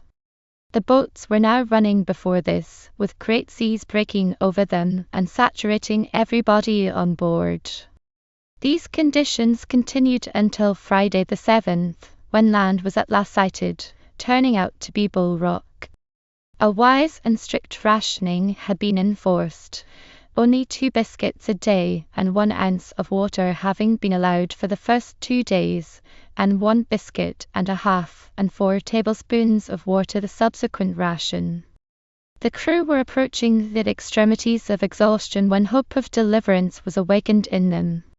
Fortunately, on sighting land, the wind fell a little, but it was another 15 hours before the unhappy survivors were picked up by HMS Xenia, an American destroyer, also assisting. Captain Capper's boat had only 25 biscuits left, together with half a bucketful of water, but 1 day's meagre supply when the terrible ordeal ended. The little boats, it was calculated, had covered 900 miles since the Ausonia disappeared before their eyes. Under these conditions the conduct of the Cunarder's crew was of the highest order, that of the stewardess, Mrs. Edgar of Orle Park, Aintree, the only woman on board the vessel, being particularly courageous. Special mention must also be made of the butcher's boy, Robinson. At the moment of the explosion, together with the pantry boy, Lister, he was in one of the cooling chambers, and the explosion made it impossible for the 2 boys to get out. Robinson had several wounds on his hips and thighs, and his left arm was lacerated. Both boys, in addition, had both legs broken above the ankle. Robinson, however, managed to crawl out on both his hands and knees and secure a board and place it across the gaping hole in the deck, thus enabling Lister also to reach a place of comparative safety. The two boys then crawled on hands and knees up 2 sets of ladders to the boat deck and were placed in the boats. The doctor attended to the boy Robinson's injuries as far as was possible, but it was not for 30 hours that Captain Capo was able to transfer him to the boat in which Lister was lying, so that he also might receive medical aid. In spite of their experiences and injuries, both boys remained calm and cheerful, and indeed in high spirits, but it is sad to record that Robinson subsequently succumbed in hospital as the result of his injuries. More, however, to Captain Capa than to any one man was the salvation of the 5 boatloads due, and it was in recognition of his dogged determination and splendid seamanship that His Majesty the King afterwards bestowed upon him the Distinguished Service Cross. The Altonia, in August 1914, was the means by which some of the old Contentables were brought from Malta to England, as she then proceeded to India with territorial troops. She was subsequently returned to the company's service and was finally sunk in June 1917. She was at this time eastward bound, and about 350 miles west from Land's End. She disappeared in 10 minutes, so deadly was the blow she received. Fortunately, she was at the time being escorted by one of the few boats by whom her crew was picked up and safely landed the next day at Falmouth, one man unfortunately being killed during the operation of leaving the ship. Captain J. Marshall was in command. Meanwhile, with their ordinary carrying power thus depleted, the Cunard management had been looking about for reinforcements, and had entered into negotiations with certain other lines for additional vessels. Thus they took over from the Canadian Northern Steamship Company the Royal Line and the Uranium Steamship Company the Royal George, and 3 other vessels, which they rechristened respectively the Folater, Veltrier, and Flavater. They also purchased 5 additional vessels which they rechristened the Vanovier, Valerier, Volodier, Valacher, and Vandalia. Now during the years 1915 and 1916, merchant shipping, apart from the ships especially chartered by the government, continued under the direction of its various owners. In 1917, however, the liner requisitioning scheme came into being, and a shipping controller was appointed. Under this scheme, all British shipping came under the control of the government, the object being, in view of the shortage of tonnage caused by the depredations of the submarines, to confine steamers to those trades necessary for providing the Allies with the essential foodstuffs and munitions of war. The greatest percentage of these had, of course, to be obtained from America, and in consequence many steamers which had been trading to other parts of the world were diverted to the North Atlantic and placed under the management of the companies already established on these particular routes. The owners of these transferred steamers were given permission to allot their ships to any of the lines so established, and it came about that the Cunard Company, in addition to their own ships, had the management of a large number of vessels thus diverted. It is estimated, in fact, that the number of additional steamers so handled by the company amounted to more than 400. In addition to this, the company managed several prize steamers captured from the enemy and neutral steamers that had been placed at the disposal of the Allies, and it thus happened that the Cunard management found itself in charge of vessels from the Indian, China, South African, and Australian trades, assembled from the ends of the earth in this vital emergency. Some idea of the magnitude of the work thus carried upon the shoulders of the Cunard management may be gathered from the facts that in 1 year alone not less than 200 sailings were made from American and Canadian ports, and that over 10,000 tons of cargo were often carried in one steamer. With the entrance of America into the war, the carrying problem became at once more complicated and greater in bulk, and in its solution the Cunard Company may once more justly be said to have played a major part. Let us consider first its work in the carriage of troops. The Cunard organization was responsible for the transport during the war of over 900,000 officers and men. This excludes the big total repatriated after the armistice was signed. When it is remembered that this aggregate is greater than the total population of either Liverpool, Manchester or Birmingham, that 900,000 men, marching in column of route in sections of fours, would take, without halting, nearly 6 days to pass a single point, it becomes possible to visualize the immensity of the task represented by these bold figures. When it is further remembered that the total British expeditionary force first thrown across the English Channel in August 1914 was only 80,000, that this was less than 1/10 of the number carried during the war by the Cunard Company, and that the number so carried was equal to not less than 1/8 of the whole British Army at its greatest strength, the nation's debt to this great company can be estimated. Nor was the mere provisioning of these troops while en route a negligible feat of transport. Taking an average voyage as 10 days, the food required to feed this number of men amounted to no less than 9,750,000 pounds of meat, 11,250,000 pounds of potatoes, 4,500,000 pounds of vegetables, 9,575,000 loaves of bread, 1,275,000 pounds of jam, 900,000 pounds of tea and coffee, and among other things 900,000 pounds of oatmeal, 600,000 pounds of butter, and 127,000 gallons of milk. Vast as these figures are, however, they are dwarfed when we begin to consider what was accomplished during the 5 years of war in the way of cargo carrying in the humdrum performance of an unadvertised and often little appreciated service, upon which, fundamentally, our whole war structure rested. Between August 1914 and November 1918, 7,314,000 tons of foodstuffs, munitions of war, and general cargo were carried from America and Canada to the British Isles, over 340,000 tons from the British Isles to Italy and the Adriatic, over 500,000 tons from the British Isles to other Mediterranean ports, nearly 320,000 tons from this country to France, and nearly 60,000 tons from France to this country.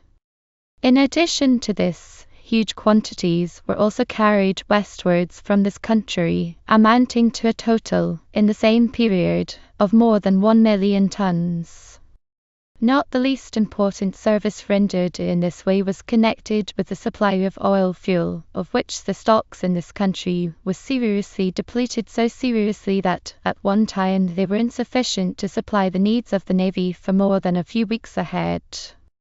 In this predicament the Admiralty, realizing the danger, approached Sir Alfred Booth, chairman of the Cunard Company, and asked him to put the matter before other leading shipowners.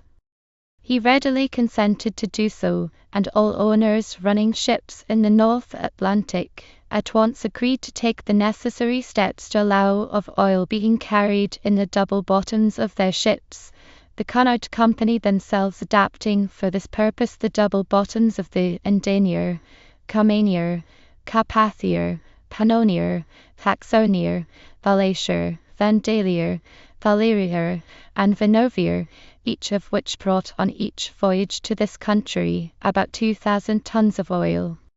The Cunard Company alone, in a little over a year, thus brought over 100,000 tons of oil across the Atlantic.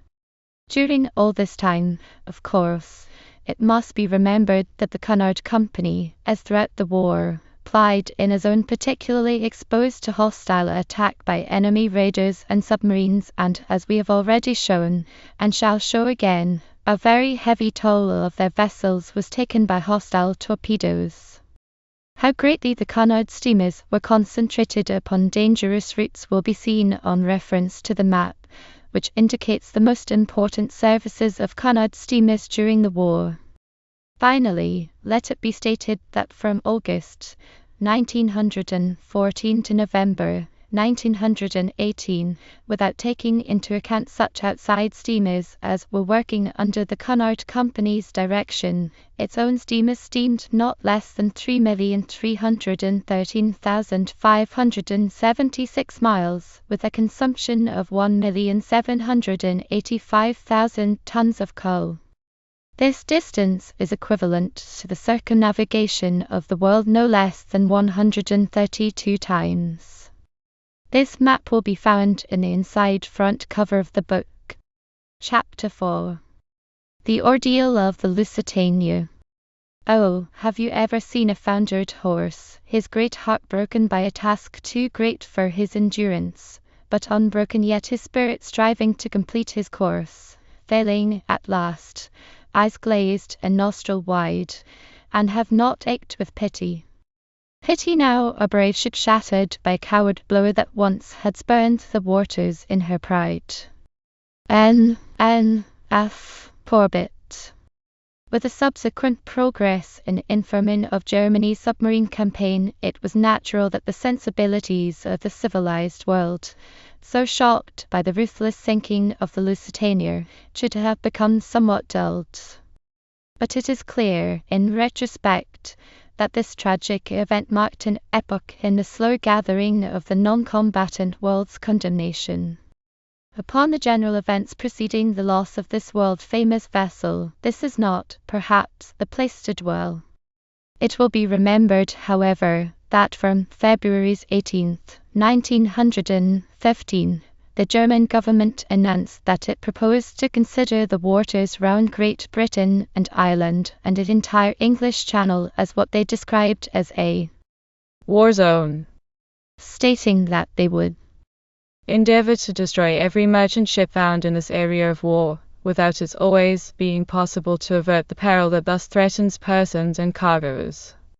To this the British government issued a reply on the following March 1st, that the German announcement was in fact a claim to torpedo at sight, regardless of the safety both of the crew or passengers, any merchant vessel under any flag.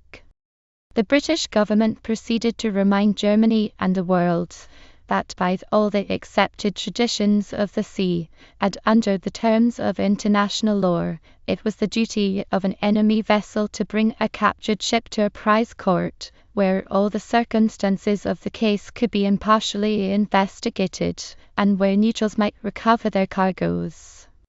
The sinking of prizes was therefore, as the British government pointed out, always a questionable proceeding, and could only be justified in exceptional circumstances, and after full provision had been made for crews and passengers.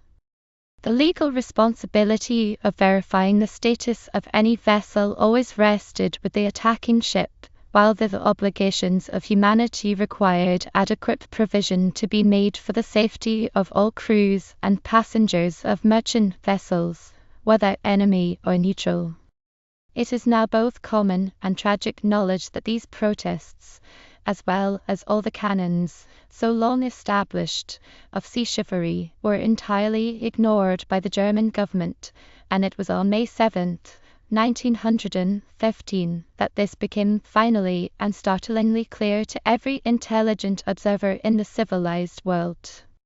That the German government possessed any special spite towards the Lusitania may not perhaps have been the case, but, as we have seen, it was by means of the Lusitania and her sister ship the Mauretania that the Blue Ribbon of the Atlantic, in the matter of speed, had been wrested from German hands. Built in 1907 for the Cunard Company by Messrs. John Brown and Co. of Clydebank, she had been constructed under Admiralty survey and in accordance with Admiralty requirements, and was classed 100A1. At Lloyd's.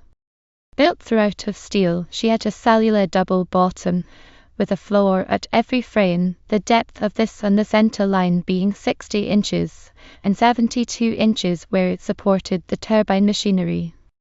This double bottom extended up the ship's side to a height of 8 feet above the keel.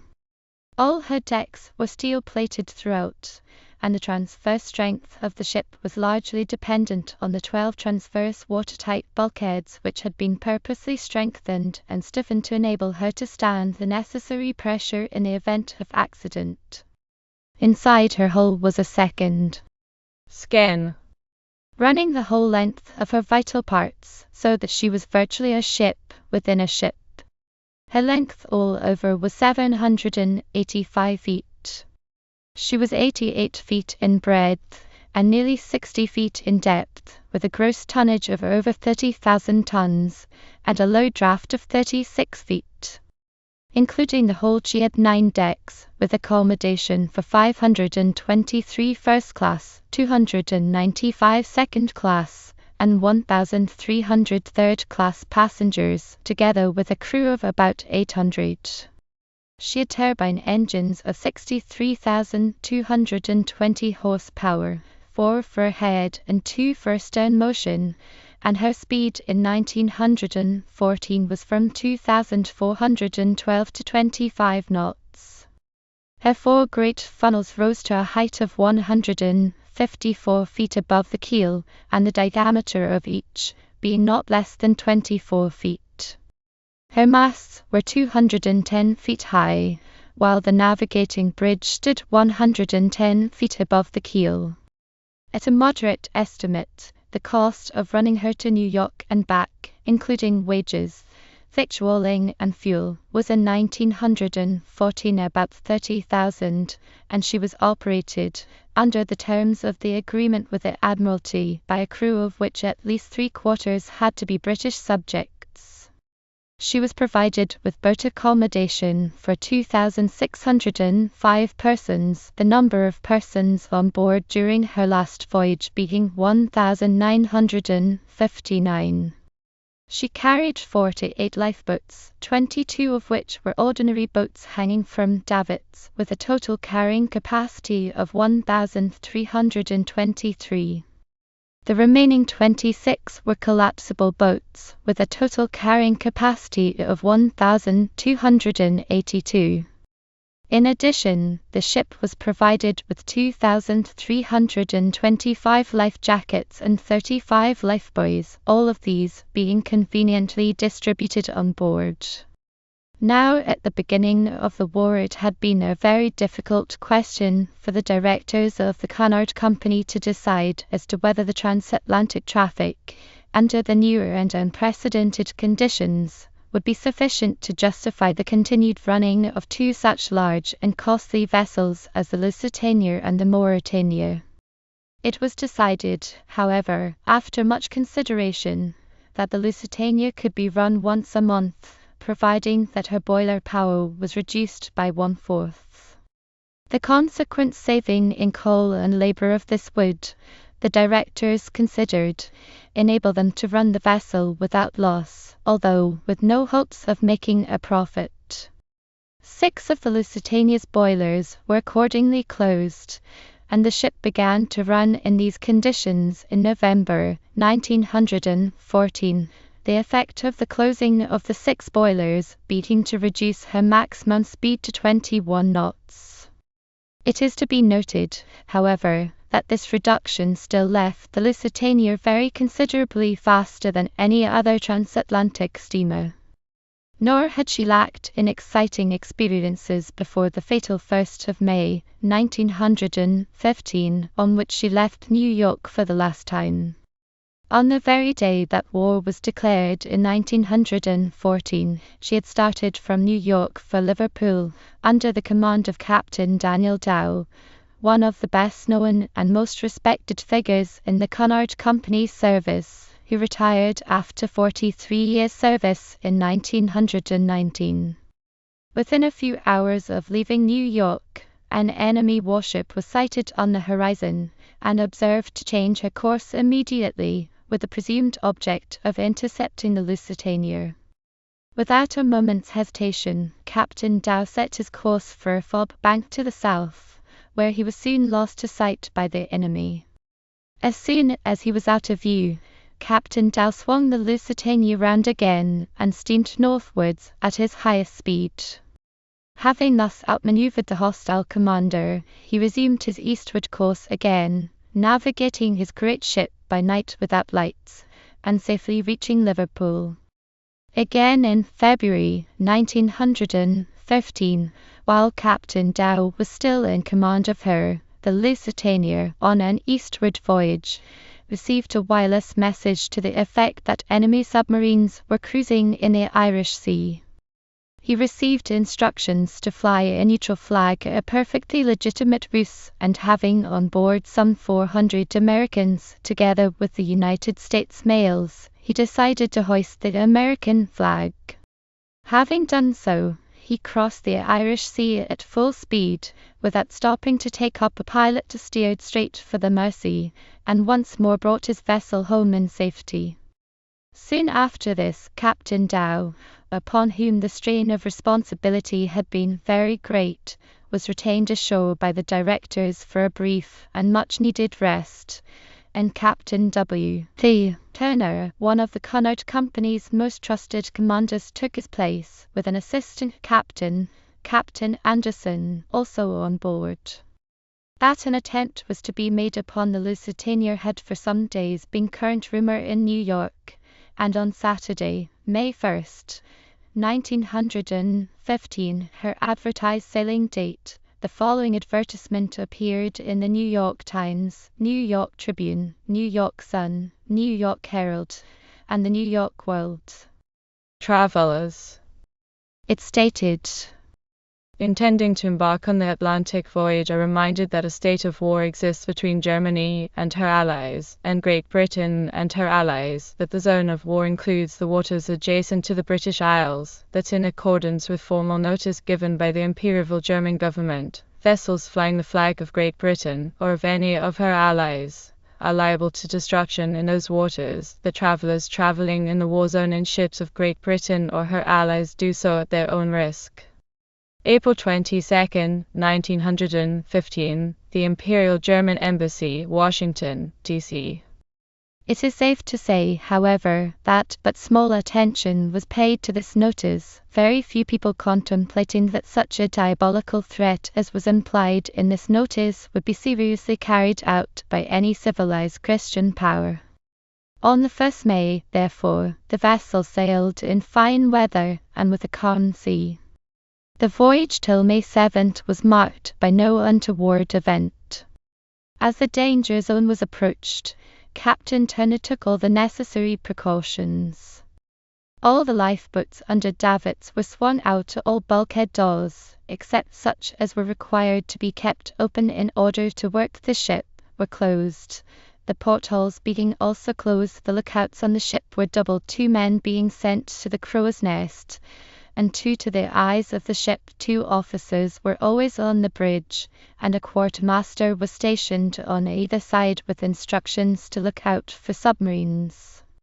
Up to 8 o'clock on the morning of May 7th, the vessel's speed had been maintained at 21 knots, but at 8 o'clock this was somewhat reduced, the object being to ensure that the Lusitania should arrive outside the bar at the mouth of the Mersey at such an hour on the morning of the 8th as would enable her to make immediate use of the tide, thus avoiding loitering in a vicinity where Captain Turner had reason to suppose enemy submarines might be watching for him. Soon after this reduction of speed the weather became thick, and the fog into which she had run necessitated a further reduction to 15 knots. Just before 12 o'clock, however, the fog lifted, and the vessel's speed was increased again to 18 knots, a speed that was maintained until she was struck by the enemy torpedo. At the same time, orders were sent to the engine room to keep the steam pressure as high as possible, so that in case of emergency the Lusitania might be able to put on all possible speed, should this be ordered from the bridge. Land was now in sight, about 2 points abaft the beam, and Captain Turner took this to be Brow Head. Owing to the recent fog, however, he was not able to identify it with sufficient certainty to enable him to fix the Lusitania upon the chart. He, therefore, kept her upon her course, which was S.87E in parallel with the land, until 20 minutes to 1, when, in order to make a better landing, he altered the course to N.67E. This brought him nearer to the Irish coast, and he shortly afterwards sighted the old head of Kinsale. Having identified this, at 20 minutes to 2, he altered his course back to S.87E. and, having steadied her on that course, began 10 minutes later to have a 4-point bearing taken, and this was being carried out when the ship was torpedoed. This occurred at 2:15, when the Lusitania was steaming some 10 miles off the old head of Kinsale, the atmosphere having then cleared and the sea being smooth. A seaman, Leslie N. Moulton, seems to have been the first person on board actually to have seen the wake of the torpedo, and he reported it at once to the second officer, who in turn reported it to Captain Turner, then on the port side of the lower bridge. Captain Turner, looking to starboard, saw a streak of foam travelling towards the ship, and immediately afterwards the Lusitania was struck full on the starboard side, between the third and fourth funnels, the explosion breaking to splinters one of the lifeboats. Almost simultaneously a second torpedo also struck her on the starboard side, the two having been fired apparently from a distance of from 200 to 500 yards. No warning of any kind had been given. Immediately on being struck, the Lusitania listed heavily to starboard, and in less than 20 minutes she had sunk in deep water, carrying to their graves no less than 1,198 men, women, and children. Perhaps the most lucid, and, since he was an American, the most impartial account of the occurrence was that afterwards given by Mr. James Brooks of Bridgeport, Connecticut, one of the saloon passengers. Mr. Brooks, who was making the voyage to England for business purposes, had, in common with most of the other American passengers, read the warning notice issued by the German embassy, to which we have already referred. Like most of his fellow countrymen, however, he had decided to ignore it. "No one in America," he said, ever dreamed that the Germans would dare to carry out their terrible threat to destroy such a magnificent vessel, and with it hundreds of the lives of innocent men, women, and children. A good many passengers were still at lunch when, on Friday afternoon, the attack came in retaliatory. I had just finished a run on deck and had reached the Marconi deck when I glanced out over the water. It was perfectly smooth. My eyes alighted on a white streak making its way with lightning-like rapidity towards the ship. I was so high in that position above the surface of the water that I could make out the outline of a torpedo. It appeared to be about 12 feet long, and came along possibly 3 feet below the surface, its sides white with bubbles of foam. I watched its passage, fascinated, until it passed out of sight behind the bridge, and in another moment came the explosion. The ship, recoiling under the force of the blow, was jarred and lifted, as if it had struck an immovable object. A column of water shot up to the bridge deck, carrying with it a lot of debris, and, despite the fact that I must have been 20 yards from the spot at which the torpedo struck, I was knocked off my feet. Before I could recover myself, the iron forepart of the ship was enveloped in a blinding cloud of steam, due, not, I think, to the explosion of a second torpedo, as some thought, but to the fact that the two forehull boilers had been jammed close together and jack-knifed upwards. This I was told by a stoker afterwards. We had been in sight of land for some time, and the head of the ship, which had already begun to settle, was turned towards the old head of Kinsale. We must have been from 12 to 15 miles from land at the time the ship was struck. All the boats on the ship had been swung out the day previous, and the work of launching them was at once commenced. The attempt in the case of the first boat was a tragic failure. The women and children were taken first, and the boat was practically filled with them, there being only a few men. The boat was lowered until within its own length of the water, when the forward tackle jammed, and the whole of its occupants, with the exception of 3, were thrown into the water. The Lusitania was then on an even keel. On the decks of the doomed vessel absolute coolness prevailed. There was no rushing about, and nothing remotely resembling panic. In just a few isolated cases there were signs of hysteria on the part of the women, but that was all. Meanwhile the ship had taken a decided list, and was sinking rapidly by the head. The efforts made to lower the boats had apparently not met with much success. Those on the port side had swung inboard and could not be used, while the collapsible boats which were lashed beneath them could not be got at. The ladies were standing quite coolly, waiting on board to enter the boats when they could be released by the men from the davits. The davits by this time were themselves touching the water, the ship having sunk so low that the bridge deck was only 4 feet or so from the surface of the sea. Losing no time, the men passed the women rapidly into the boats, and places had been found by now for all the people about the midship section. I stepped into one of the lifeboats and attempted to assist in getting it clear. I saw the list was so great that the davits pinched the gear, rendering it improbable that they could be got away when the ship went down, so I stepped onto the gunwale and dived into the water. I had no lifeboat and am not a good swimmer, but I decided to take the risk. I'd been wetted right through when the explosion occurred, and I believe that had I gone in dry I should have swallowed so much water that I should not have lasted long. I swam as hard as I could away from the vessel, and noticed with feelings of apprehension the menacing bulk of the huge funnels as they loomed up over my head. I expected them momentarily to fall on me and crush me as I swam, but at last I judged myself to be clear, and I turned round and trod the water in order to watch the great hull heel over. The monster took a sudden plunge, and, noting the crowd still on her decks and the heavily laden boats filling with helpless women and children glued to her side, I sickened with horror at the sight. The liner's stern rose high out of the water. There was a thunderous roar as of the collapse of a great building during a fire, and then she disappeared, dragging hundreds of fellow creatures into the vortex. Many never rose again to the surface, but the sea rapidly grew black with the figures of struggling men, women, and children. The wireless installation came over with a crash into the sea. It struck my uplifted arm as it fell, and I felt it pass over my body as it sank, almost dragging me under. The rush of water over the steamer's deck swept away a collapsible boat, and I swam towards it. Another man reached it shortly after, and after we were rescued I found him to be Mr. James Loritat, John of Boston. 2 seamen also managed to swim to the boat and to climb onto it. One had a knife, and the other asked me for mine, and together they set about cutting away the canvas cover of the boat. When they had finished, I climbed inside, and the 3 of them followed me.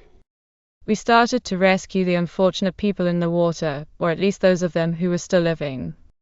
We quickly had about 30 of them in the little craft. Around us in the water were scores of boats. There were no oars in our boats. We managed to raise the sides of the boat as they should be raised when the boat is in use, and we collected 5 oars from the mass of floating timber in the water. Then we started to row towards the lighthouse, which we could see in the distance.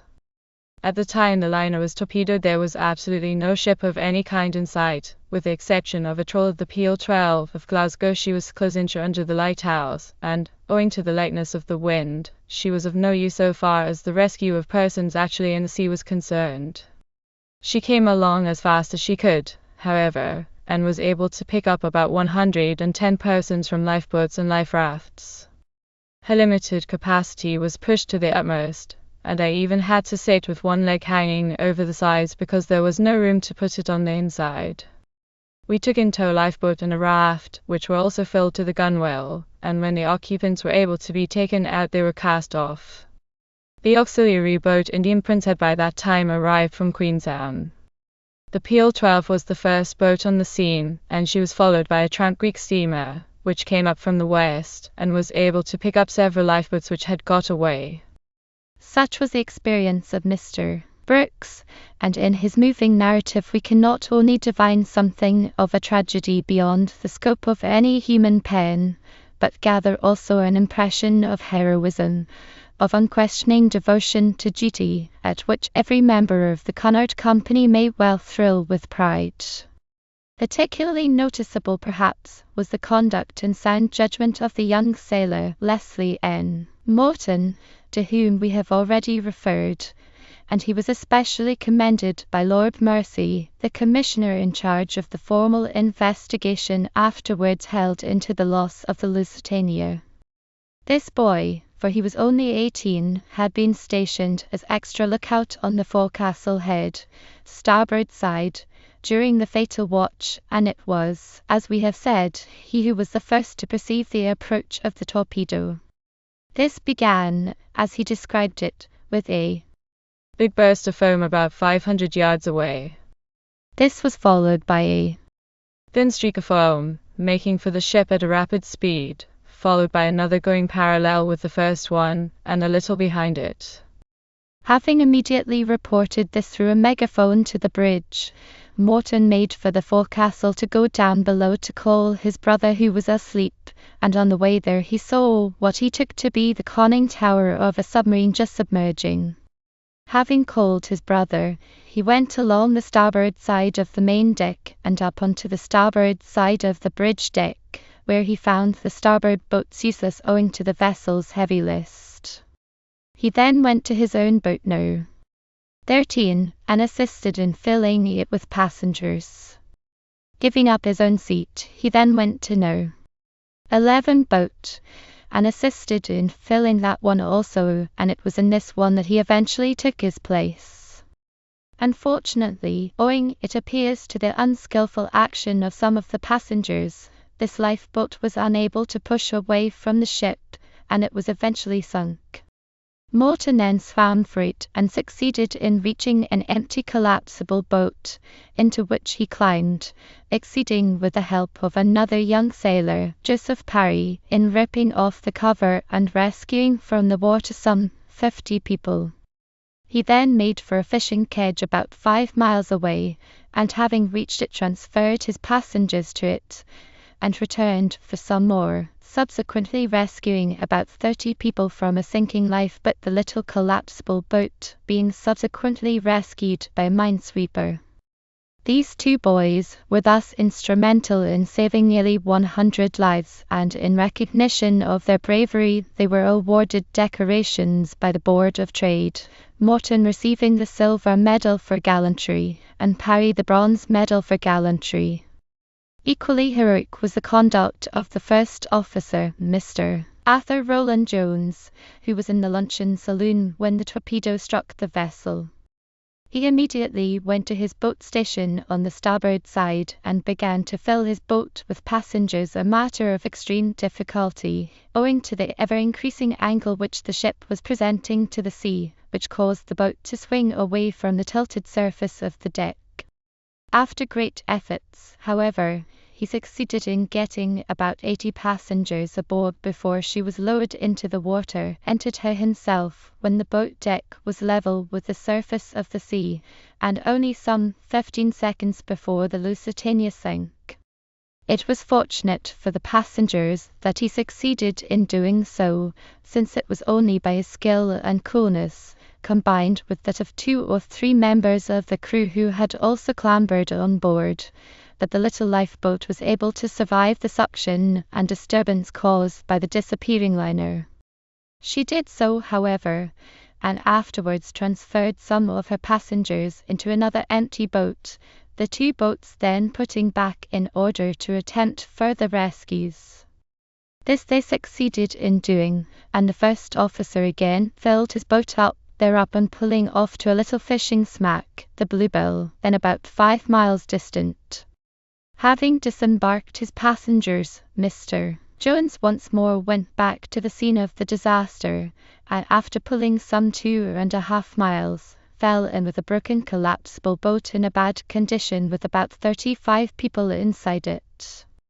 Some of these were lying exhausted in the bottom of the boat and others were injured, so Mr. Jones took them all on board, afterwards transferring them to a trawler.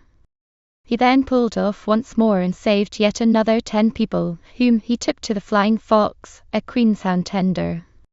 By this time it was 8 o'clock in the evening, and his crew were at the last point of exhaustion, having been working hard without food and water. There was too, by this time, a large number of destroyers and patrol boats on the scene, so Mr. Jones and his weary helpers themselves boarded the Flying Fox.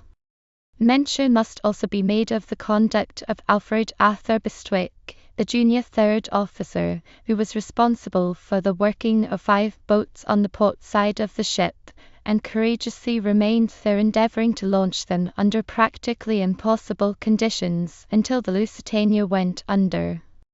He was dragged down with her, but fortunately came to the surface, and succeeded in reaching a collapsible boat, into which, with the help of a companion, he dragged several people from the water. These he transferred to a second and more navigable empty boat that they afterwards came across, and he then returned and saved 3 more people whom he had previously noticed supporting themselves by means of a bread tank, besides taking on board several others who were keeping themselves afloat by means of lifeboats. All this time on every hand deeds of self-sacrifice, recorded and unrecorded, were being performed. A typical one was that of one of the able seamen of the watch, who had been sucked down by the sinking vessel and coming to the surface again had managed to sustain himself by means of a floating piece of wood. Touching this he then found himself drifting towards a woman struggling unaided in the water, whereupon he pushed towards her his piece of wood, which could only support 1 person, and swam away himself on the chance of finding some other means of escape. Presently he found a collapsible boat containing one of the ship's officers, and a few other persons, but this unfortunately proved to be extremely unseaworthy. Capsizing again and again, it was only righted by the determination and skill of the seaman and his comrades, and on each occasion, alas, lives were lost until but a few survivors remained to be picked up by another of the ship's boats. Such is the story of the greatest maritime crime in history, and, now that the war is over, it is well that it should not be forgotten, with its record of heroism and self-sacrifice, of competent seamanship and resourceful initiative, of suffering and death. Lord Mercer's report on the disaster, after he had heard a mass of evidence from officers and men, as well as from surviving passengers, is a document which after generations will read with pride. It contains not the personal opinion merely of a former president of the Probate, Divorce and Admiralty Division of the High Court of Justice, but is a considered judgment in which Admiral Sir F.S. Inglefield and Lieutenant Commander Hearn, both officers of the Royal Navy, and Captain D. Davies and Captain J. Spedding of the Merchant Service, acting as the 4 assessors, concurred. The report contained a short but consolatory statement of the competency with which the sudden emergency was confronted when the ship was attacked. The captain was on the bridge at the time his ship was struck, Lord Mercy recorded, and he remained there giving orders until the ship foundered. His first order was to lower all the boats to the rail. This order was obeyed as far as it possibly could be. He then called out women and children first. The order was then given to hard a starboard the helm with a view to heading towards the land, and orders were telegraphed to the engine room. These orders given to the engine room are difficult to follow and there is obvious confusion about them.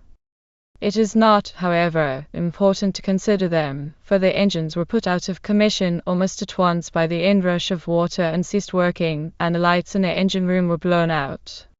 Leith, the Marconi operator, immediately sent out an SOS signal, and, later on, another message come at once, big list, 10 miles south head Old Kinsale. These messages were repeated continually and were acknowledged. At first, the The messages were sent out by the power supplied from the ship's dynamo, but in 3 or 4 minutes this power gave out and the messages were sent out by means of the emergency apparatus in the wireless cabin. Was the Lusitania well found? Did she comply with the requirements of the Merchant Shipping Acts? Was she armed? Did she carry war material? Was the conduct of the captains, officers, and men consistent with the high traditions of the merchant service? To all these questions the report furnished satisfactory answers. The ship was well provided with boats, which were in good order at the moment of the explosion, and the launching was carried out as well as the short time, the moving ship, and the serious list would allow. Lord Mersey added that he found that the conduct of the masters, for, as already stated, there were 2 the officers and the crew, was satisfactory. They did their best in difficult and perilous circumstances, and their best was good. And what of Captain Turner, upon whom the chief responsibility for the safety of the ship and the lives of passengers and crew mainly rested? He remained upon the bridge until the very last.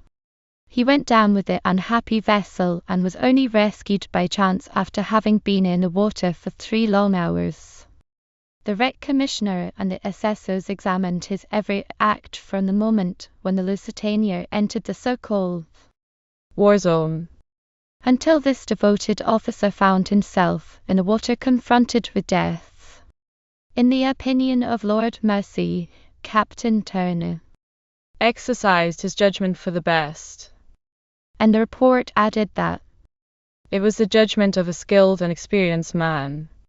Captain Anderson, whose duty it was to assist in the care and navigation of the ship, was, unfortunately, one of the victims of this German crime, but in Lord Mersey's own words, the 2 captains and the officers were competent men, and they did their duty.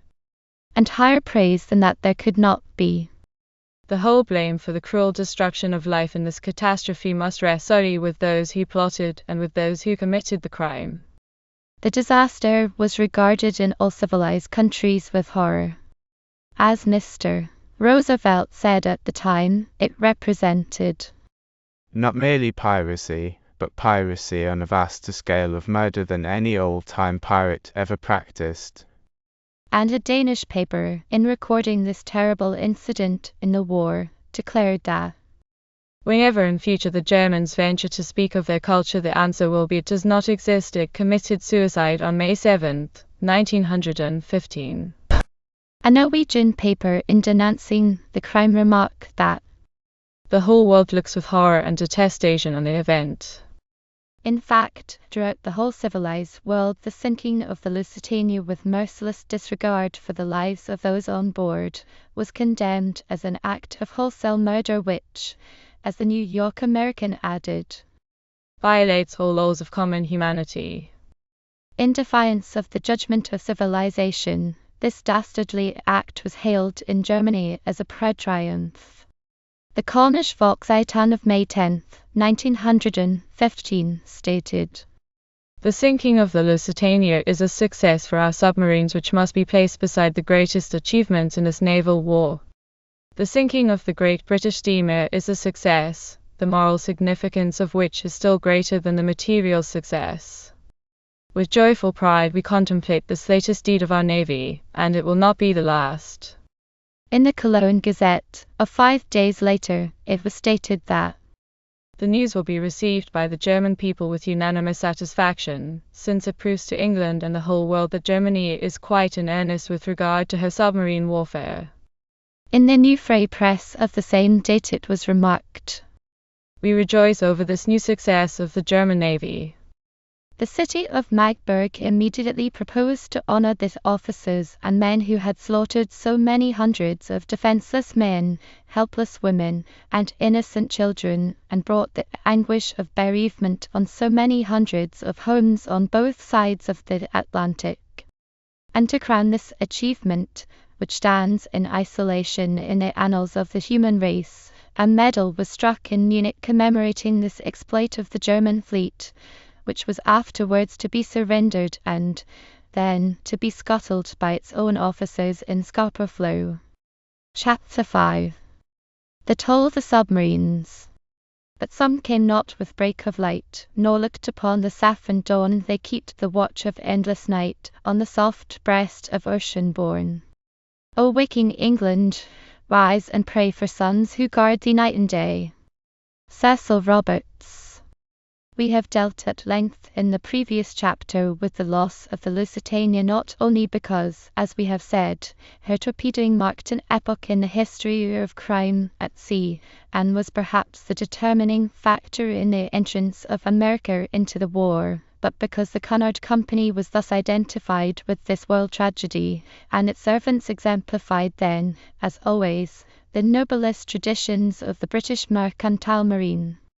Unhappily, the Lusitania, although the circumstances of her loss brought her, from so many points of view, into the limelight of publicity, was, as we have already seen, by no means the only one of the Cunard vessels to be lost at sea in the service of this country, and in the present chapter it is proposed to deal briefly with some other of the Cunard Company's vessels that fell victims, many of them after the bravest resistance, to the submarine menace.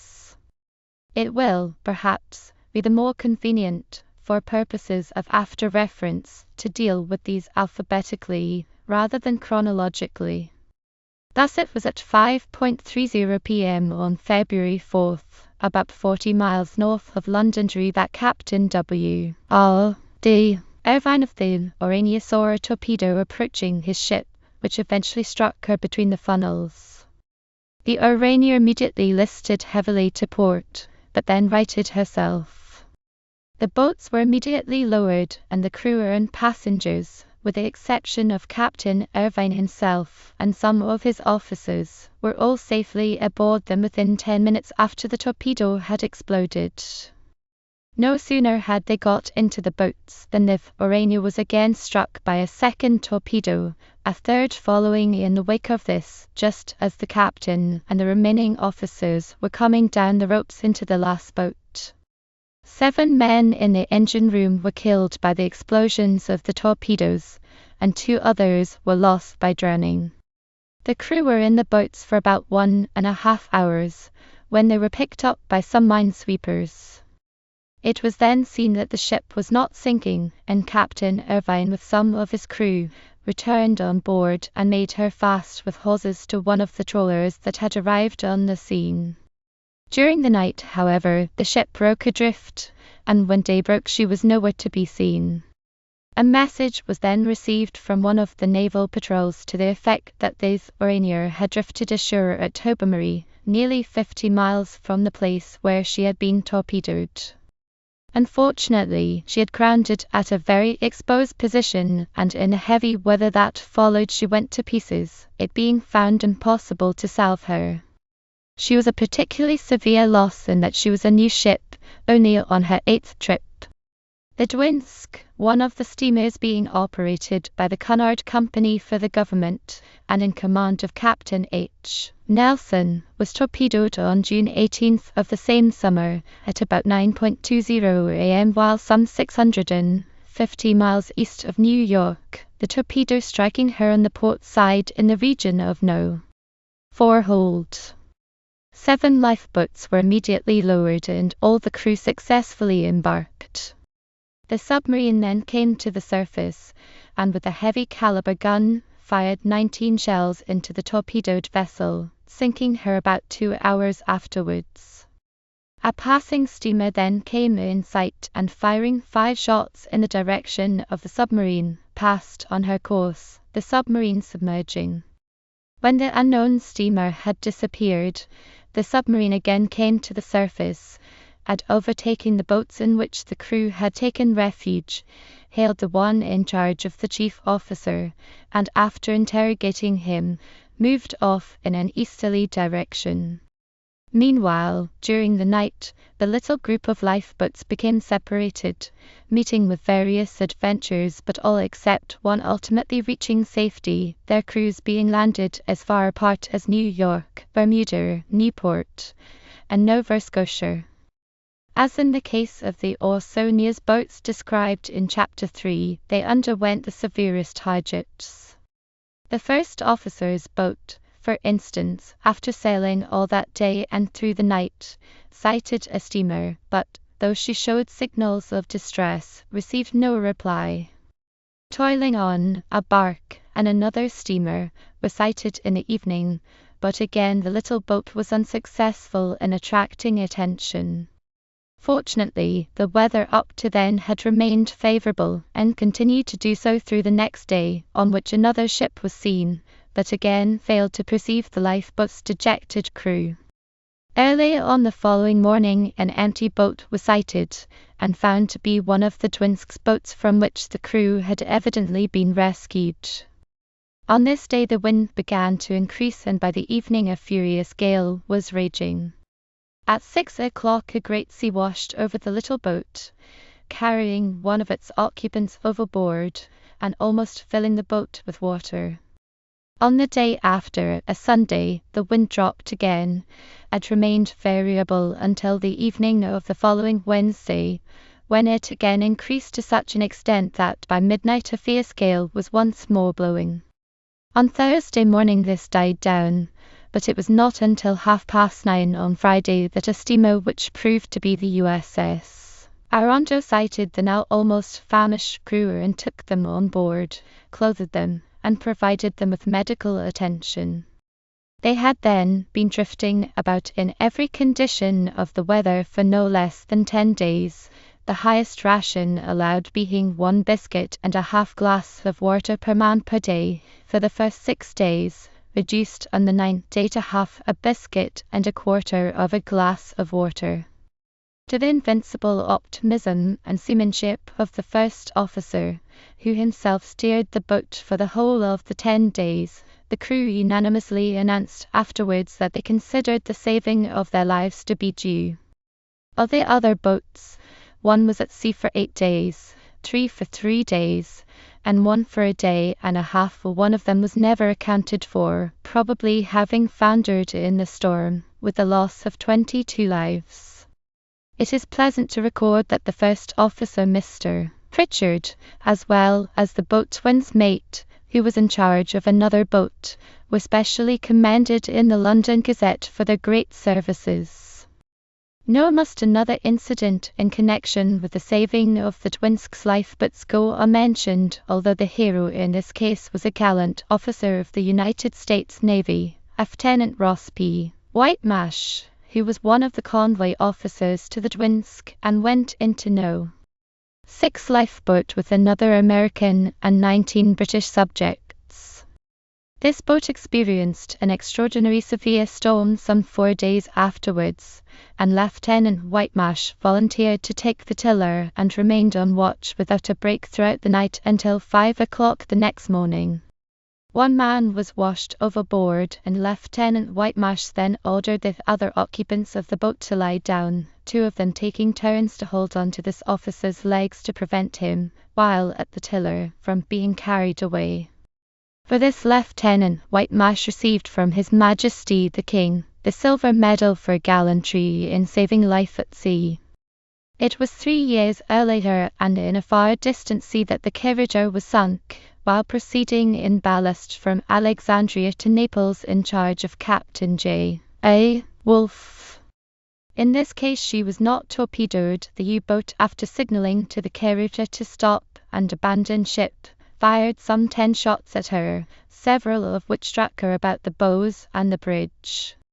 The Carriger was unarmed, and Captain Wolfe and his crew had accordingly no alternative than to abandon ship, having first destroyed all confidential papers. This was fortunate, since the submarine, hailing Captain Wolfe's boat, ordered him alongside, and demanded the ship's papers, which were given him. After 12 hours the crew of the Carriger were picked up by the SS Frankenfels, ironically enough a German prize vessel in the employ of the Interior Office, and landed at Malta. There were happily no casualties among the Carrier's crew. In this respect the Carpathia, which was sunk on July 17, 1918, was not so fortunate. Traveling in convoy, and at the time of the attack, some 120 miles west of the Fastnet, the escort had left some 312 hours previously. 2 torpedoes struck the Carpathia within 30 seconds, one on the port side between No. 4 hold and the stoke hold, and the second half a minute later in the engine room. After satisfying himself that there was no possibility of saving the ship, her commander, Captain W. Prothero, ordered everyone to the boats, and saw them safely embarked, a third torpedo striking the ship just after this was accomplished. 3 trimmers and 2 firemen were unfortunately killed by the explosion, but the remaining 218 members of the crew, together with 57 passengers, were picked up by HMS Snowdrop and safely brought to Liverpool. A letter was afterwards received from the Admiralty in which the Lords Commissioners stated that in their opinion the discipline and organisation on board the Carpathia had been of a very high order, and that Captain Prothero was to be publicly commended in the London Gazette in recognition of his conduct in the crisis. It was on May 5, 1917, at 7:30 p.m. while en route to Avonmouth from New York, that the Feltria was torpedoed without warning about 8 miles southeast of Minehead off the Irish coast. A very heavy sea was running at the time. No one boat was capsized during launching, and no 4 boats blown to pieces by the explosion of the torpedo. Boats Nos. 2, 3, 5, and 6 were successful in clearing the ship side. Most of the crew were in boats Nos. 3 and 5, the captain and chief steward being alone in No. 2 boat, which had also been damaged by the explosion. The last boat away, No. 6, contains the chief officer, second officer, purser, and 3 sailors, and it was this boat that the submarine, coming to the surface, ordered alongside. Having obtained particulars as to the Feltria and her cargo, she then left, but stopped to pick up Mr. Stott, one of the Feltria's engineers, and returned towards the lifeboat. From her deck, he was then assisted into the water. The Feltria's quartermaster, Mr. Burt, with great courage, jumped into the water to meet him, and helped him to the boat side, where he was taken on board in a very exhausted condition, while huge breakers were washing over the little boat itself. Of the boat containing the captain, Captain W. Day, Price, and chief steward, nothing more was seen, their lives being lost, and by midnight, 3 other members of the Feltria's crew in No. 6 boat had died from exposure and exhaustion, one of the victims being Mr. Stott himself. The remaining 5 in this boat were picked up early on Sunday morning by the SS Ridley and landed at Barrow. 20 other survivors were landed at Queenstown, but out of a crew of 69 no less than 44 lost their lives, 17 dying from exposure in the lifeboats. The Flaviter was the more fortunate in that the whole of her crew was saved, when early on the morning of August 24, 1918, she was sunk off the Irish coast while on a voyage from Montreal to Bristol. Her commander, Captain E. P. D. Thier, had been below resting at the time, but the officer in charge had kept the situation well in hand, and HMS Convolvulus, standing by, picked up the survivors from the boats, landing them safely in Ardrossan. The next loss to be recorded is that of the Folier, Captain Francis Inch, which was sunk on Sunday, March 11, 1917, at 7:15 in the morning, off the Irish coast, while on a voyage from New York to Bristol.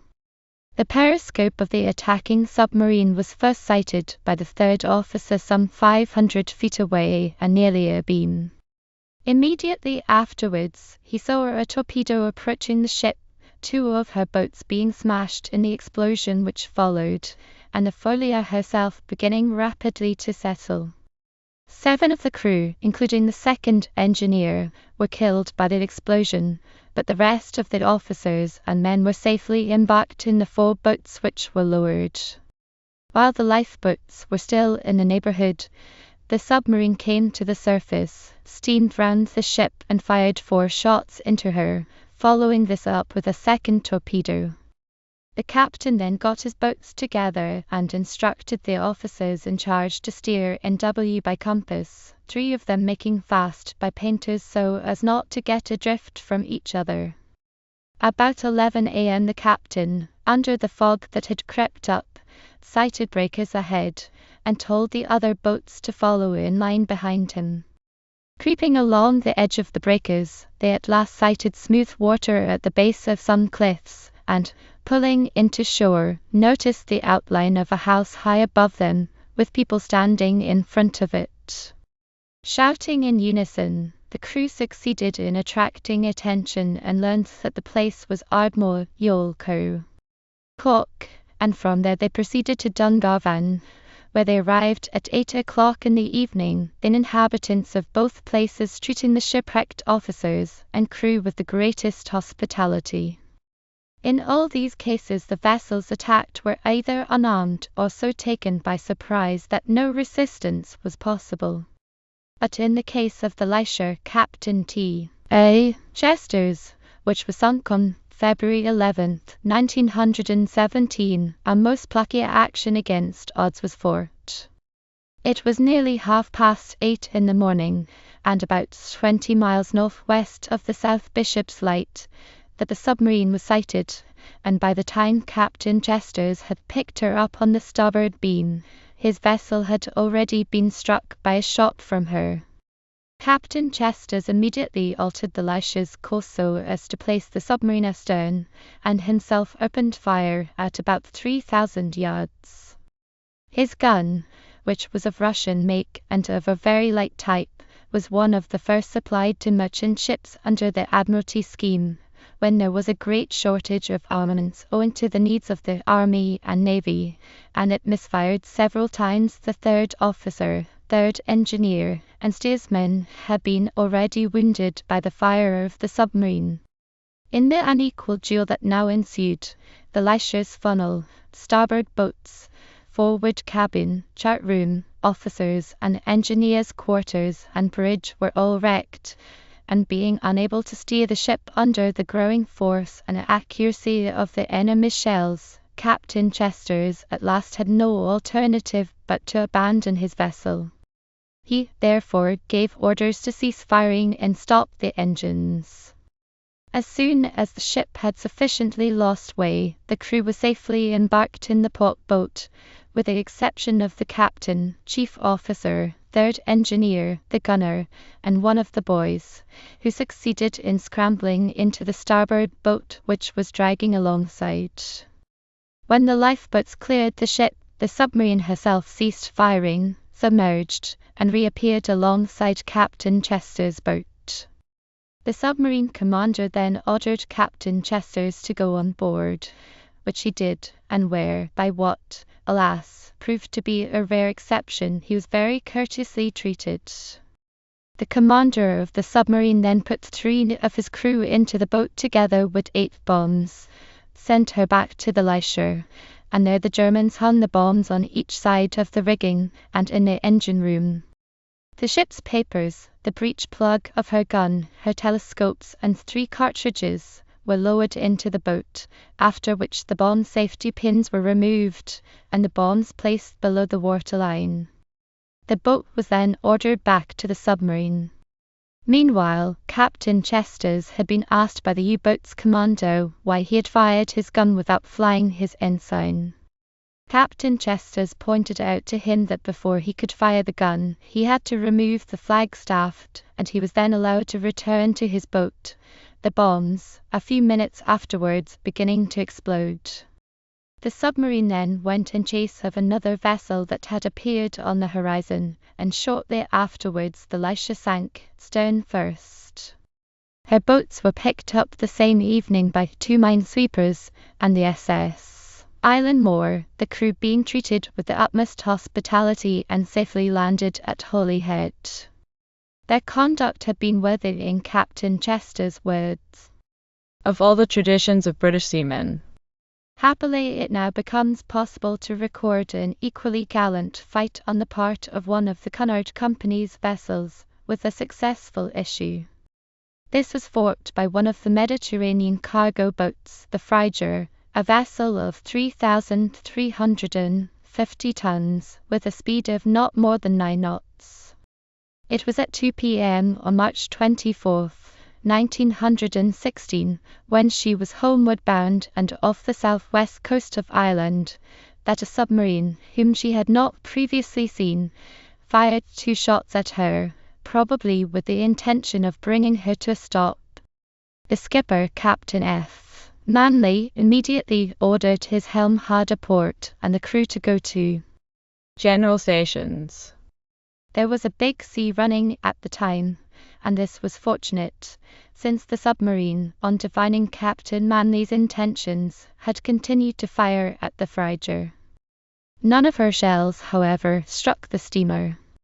Captain Manley then succeeded in manoeuvring his ship so as to bring the submarine astern, when he opened fire, and there then began a duel lasting for 45 minutes, during the whole of which time both the submarine and the Frigeur fired continuously at one another under the most adverse conditions.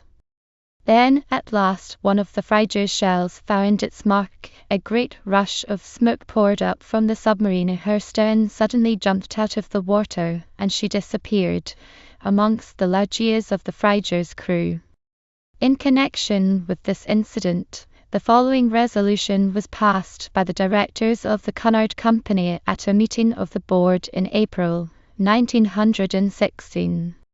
That the company place on record their high appreciation of the gallant and successful efforts made by the captain, officers, and crew of the Frigeur to save their vessel, and of the efficient preparations made beforehand by Captain Manley to deal with such an emergency, which contributed towards this result, and finally extend our heartiest congratulations to all concerned upon the splendid gunnery and seamanship which put the enemy submarine out of action. Captain Manley and the Frigeur's crew also received recognition from the Admiralty for their achievement. It was on March 27, 1917, at 8 o'clock in the evening, that the Thracier, Captain R. Nicholas, while on a voyage with all from Bilbao to Ardrossan, was sunk at sight and without warning, leaving only one survivor. Disappearing in 1 minute, those on board were left with no possible chance of saving their lives, and it was only by miracle that Cadet Douglas Duff, a boy of 16 years of age, was left to tell the tale. He succeeded in saving his life by clinging for 16 hours to the keel of a capsized boat, during the early part of which time he was seen and jeered at by the crew of the submarine. One of them indeed raised a rifle and aimed at him, whereupon he shouted, perhaps characteristically of the service to which he belonged, "Shoot and be damned to you." He was ultimately rescued by a French destroyer and landed at La Palais, Belle-Île-et-Mer. The body of the chief officer was also recovered, and it is touching to reflect that, as a mark of their respect and honour to the personnel of the British Mercantile Marine, a public funeral was accorded to him by the inhabitants of this little French seaport town. Before her loss, however, the Thracier had performed, like all the vessels mentioned, most arduous and important duties, and one of her voyages, since it throws a side light upon the multifarious activities of the company during the war, deserves special mention. She was then under the command of Captain Michael Doyle, and it was on the 27th of December 1914 that she left Liverpool for Archangel with stores for the Russian government. All the way to the North Cape, she steamed in the teeth of heavy gales, and under stormy skies, and at this point, at this season of the year, entered a region where there was but 1 hour so-called daylight in the 24. Entering the White Sea on the night of the 7th of January, she ran the next day into an ice field, reaching out ahead of her as far as the eye could see. In the hope of breaking through to clear water, Captain Doyle, however, kept her going until, the ice becoming thicker and closer packed, it became impossible for the Thracia's engines to drive her through. After prolonged and arduous exertions, the Thracia was at last extracted from her dangerous position in the ice and brought back to the open water harbour at Alexandrovsk. From this port, accompanied by an icebreaker, she again made an attempt to reach Archangel on January 24, 1915. Heavy field ice was once more encountered as soon as the White Sea had been entered, causing the utmost difficulty in steering, and reducing progress to the slowest limits.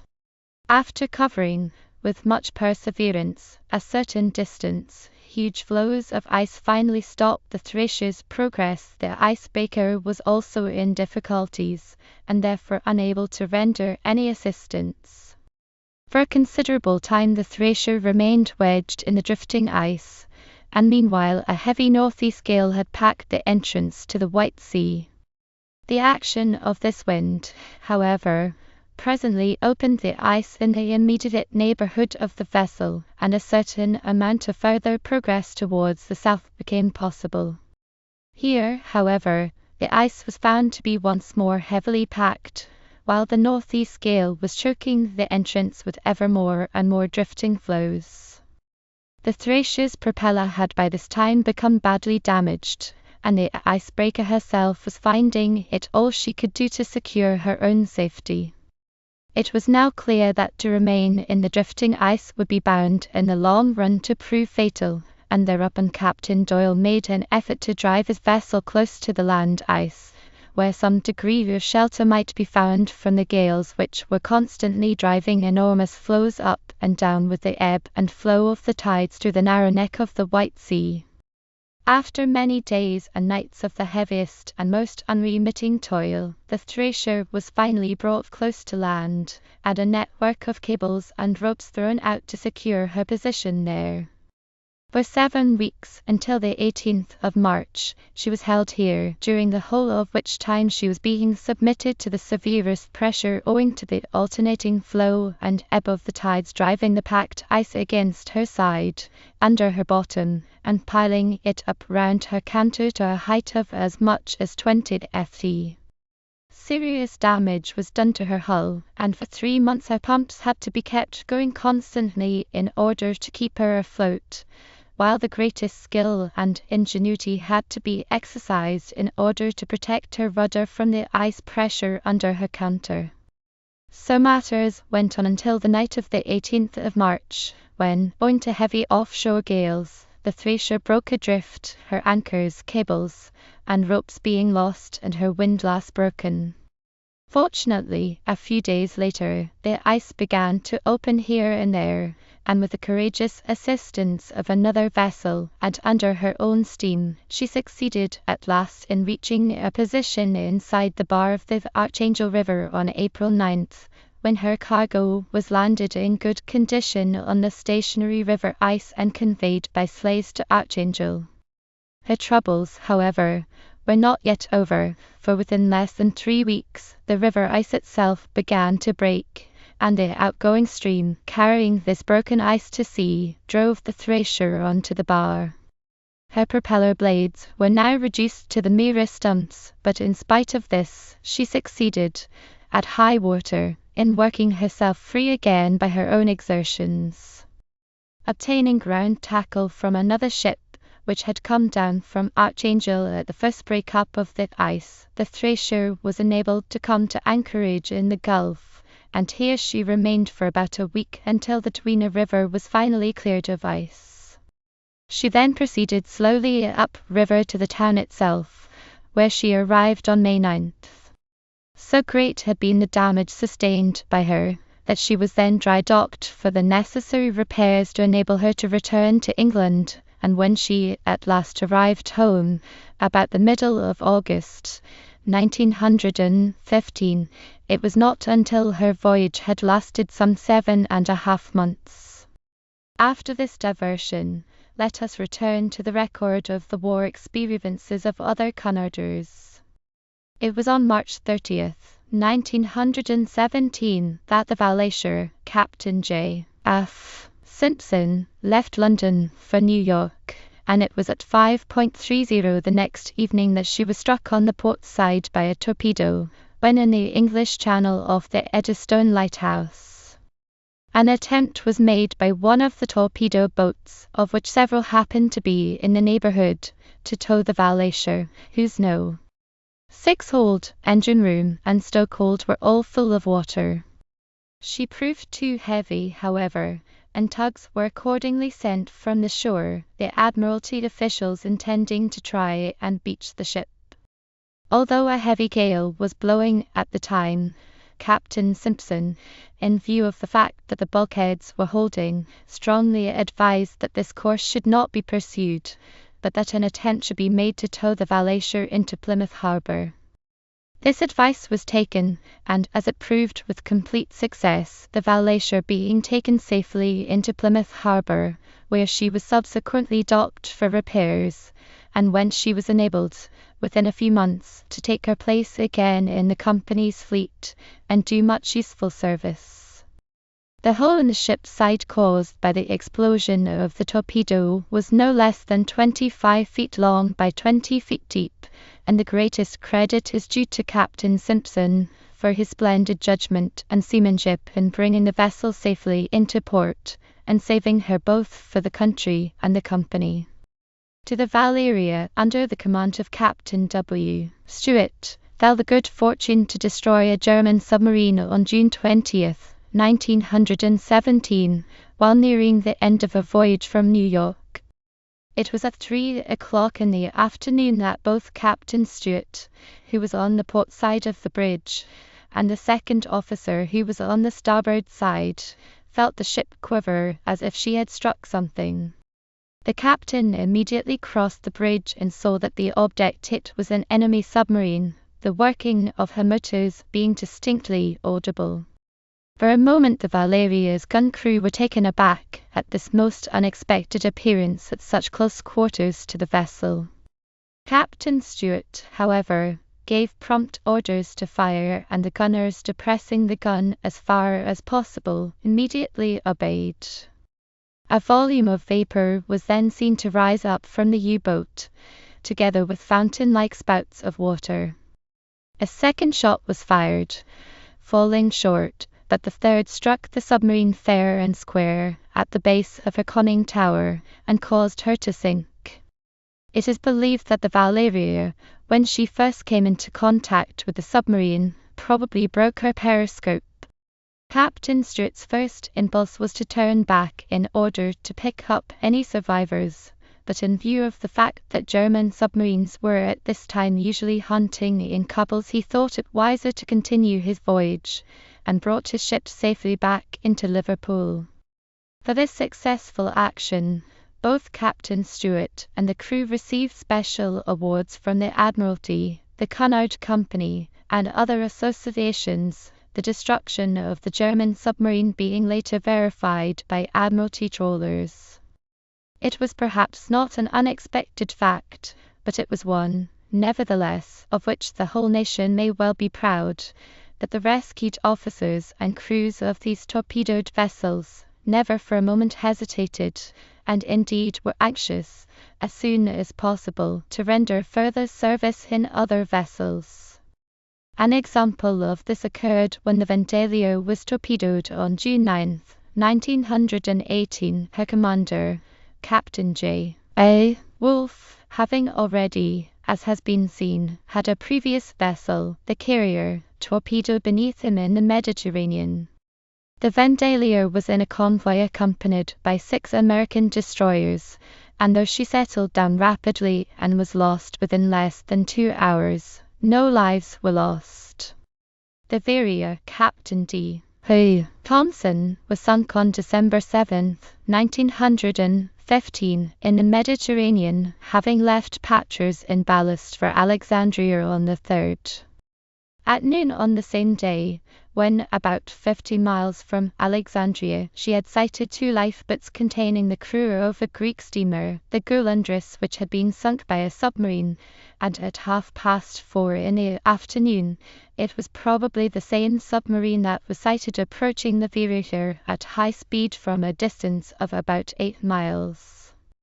Almost at once the U-boat opened fire, dropping a shell about 20 feet ahead of the Verrier, when Captain Thompson, having no alternative, stopped his ship and ordered the crew to muster at the boats.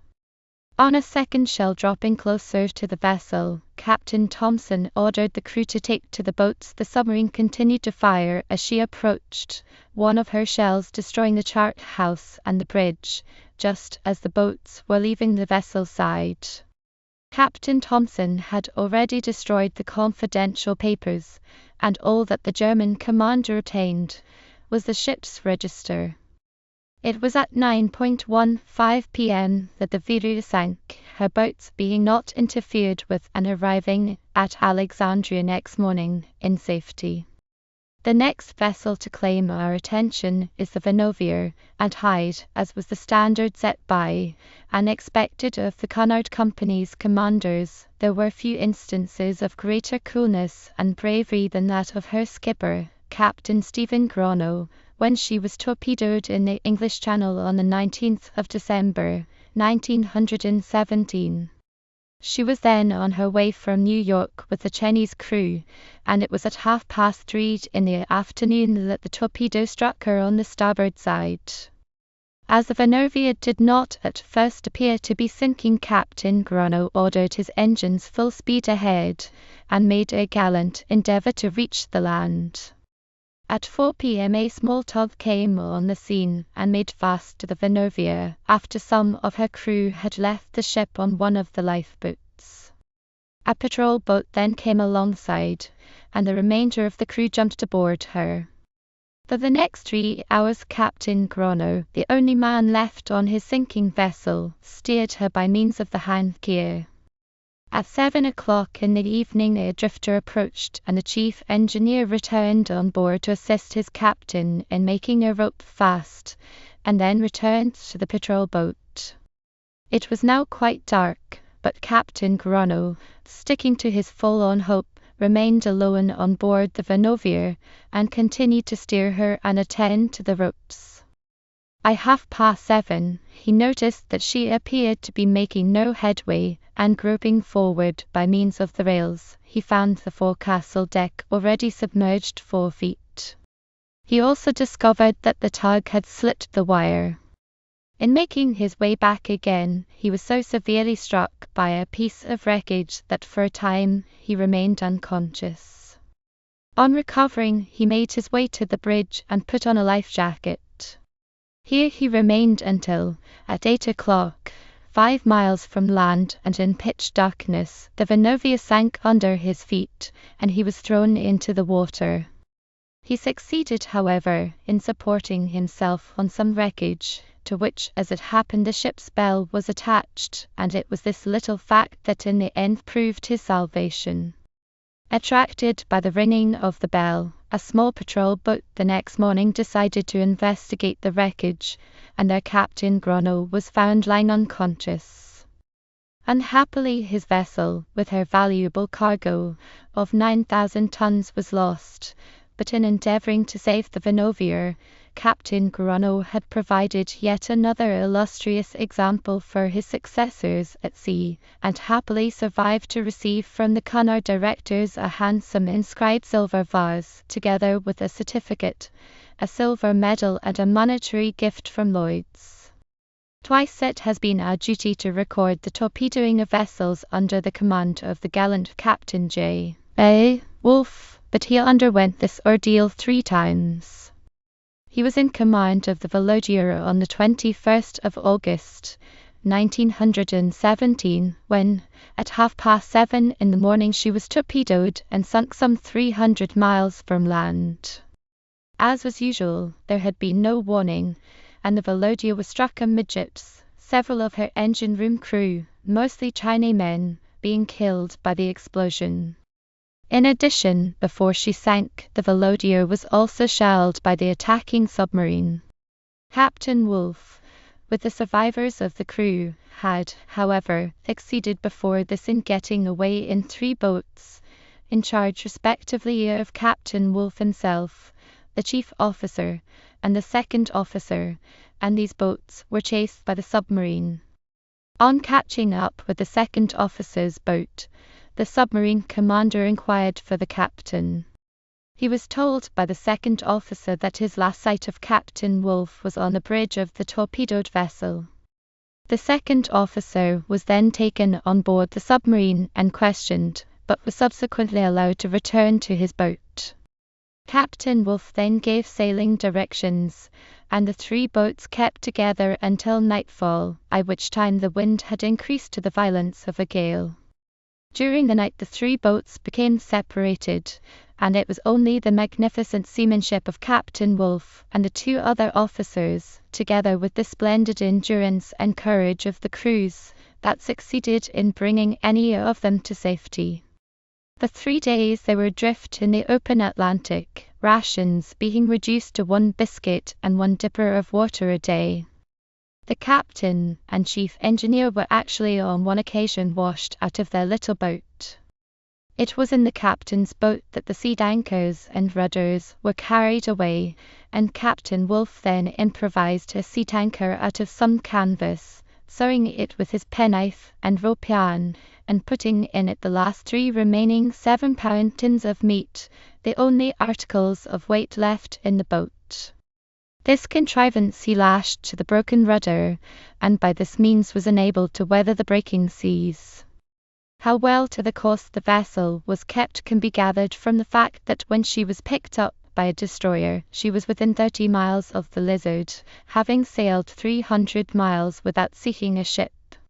Both the other boats had similar adventures, but both were at last found and their exhausted and almost helpless crews brought safely to land. Thus ends a record, perhaps equalled, but certainly not excelled, by any other of the great mercantile marine companies, upon whose unsung exertions our success both on land and sea was primarily founded. The list, which appears on the next page, in tabular form, summarizes in brief the losses sustained by the Cunard Company during this, the severest ordeal that any maritime nation has ever undergone. From this it will be seen that vessels amounting to over 205,000 gross tonnage were lost by the company, and this does not include the Campanier, which had just passed from the company's service, or 2 further losses, that of the Escanier and the Valerier, which were wrecked by stranding during 1918, and which added to the total another 14,985 tons. In all, more than 56% of the company's gross tonnage was sacrificed in the performance of services of the highest importance to the nation in the hour of its greatest jeopardy. Chapter 6. Sure work for the services. Here stand we, naught else can we do. Take us, all that we have, all we are. We bide by the issue with you, and this is our war. Margaret Bayard. Enough, perhaps, has already been written to show how intimately the Cunard Company was bound up with every phase, not only of our mercantile, but our naval effort at sea, how its long experience of maritime organization, placed unreservedly at the country's disposal, became an asset in the hands of the government of almost incalculable importance, and how, in the course of its everyday unadvertised duties, it lost more than half its tonnage. It was not only at sea, however, and not wholly in connection with the problems of transport, that the Cunard Company rendered such yeoman service. The possessors of highly efficient repairing shops, engine works, furnishing departments, and laundries, these also were at once mobilized at the outbreak of war, and put to the most various and vital purposes. Some of these, of course, were congruous with its useful efforts as a marine concern. Thus, amongst much other work of a similar nature, We find, for instance, that HS sloops Buttercup and Gladiolus were refitted, their engines overhauled, and their hull and deck plating repaired, while they were also provided with hydraulic release triggers in order to enable depth charges to be released from the bridge. HM ships Riviera and Empress were fitted out as seaplane carriers by the company at Liverpool. The afterdecks of both vessels were stripped and hangars, capable of accommodating about 6 seaplanes, were built on them. A mechanics repair shop was also installed, and special cranes for lifting seaplanes out of the water were fitted. The Campanier, converted as we have seen into a seaplane carrier, was refitted in 1916, a thorough overhaul being carried out, including the fitting of a new crankshaft and the examination of and repairs to her hull and engines. In 1917, HMS Scotia, the well-known Holyhead mail boat of the London and North Western Railway, was reconditioned after having been in Admiralty employment, and all necessary repairs carried out in respect of her hull and engines. HMS Berwick was also partially refitted in the same year. No less than 3,200 plunger control valve keys and retarding rams for £12 and naval guns were made at the company's works, and a large amount of work was also undertaken in connection with the fitting of submarines and mines. This included, as regarded submarines, the provision of 520 oilers for exhaust valve boxes, 40 tail-end shafts, 20 complete thrust blocks, and the machining and complete fitting of 4 tail-end intermediate shafts. At the same time, 456 sails for oil fuel were designed and provided, the pattern of these sails being afterwards adopted as the standard pattern for the Navy. 19,800 manganese bronze spindles for mines were turned out, as well as 1,000 mine mechanism plates. When the Admiralty decided to fit naval and merchant ships with the paravane contrivance as a protection against mines, the Cunard Company manufactured for them 5,728 sets of wires for this gear. All this work was, of course, carried out in addition to the ordinary routine of overhauling the company's own fleet. This sort of work, however, valuable as it was perhaps only to be expected of a large marine company, so efficiently organized for many years as the Cunard Company had been. But in addition, a large amount of work was done for the armies in the company's workshops, much of which required the highest degree of accuracy and extremely skilled workmanship. One of the most important of such contracts was the assembling of the 92 American howitzer equipment. These enormous guns were shipped from the United States in parts, and the work of completing, assembling, carrying out modifications in design, and getting them ready for use in France was done entirely in the Cunard works. 84 of these equipments were dealt with, and, in addition, 100 carriages and limbers and brake gear, which were part and parcel of the equipment, were manufactured. Owing to the fact that the firing beams, which were received from the United States, were found in practice to be insufficiently strong, the company undertook the stripping and reinforcing of 73 sets of these.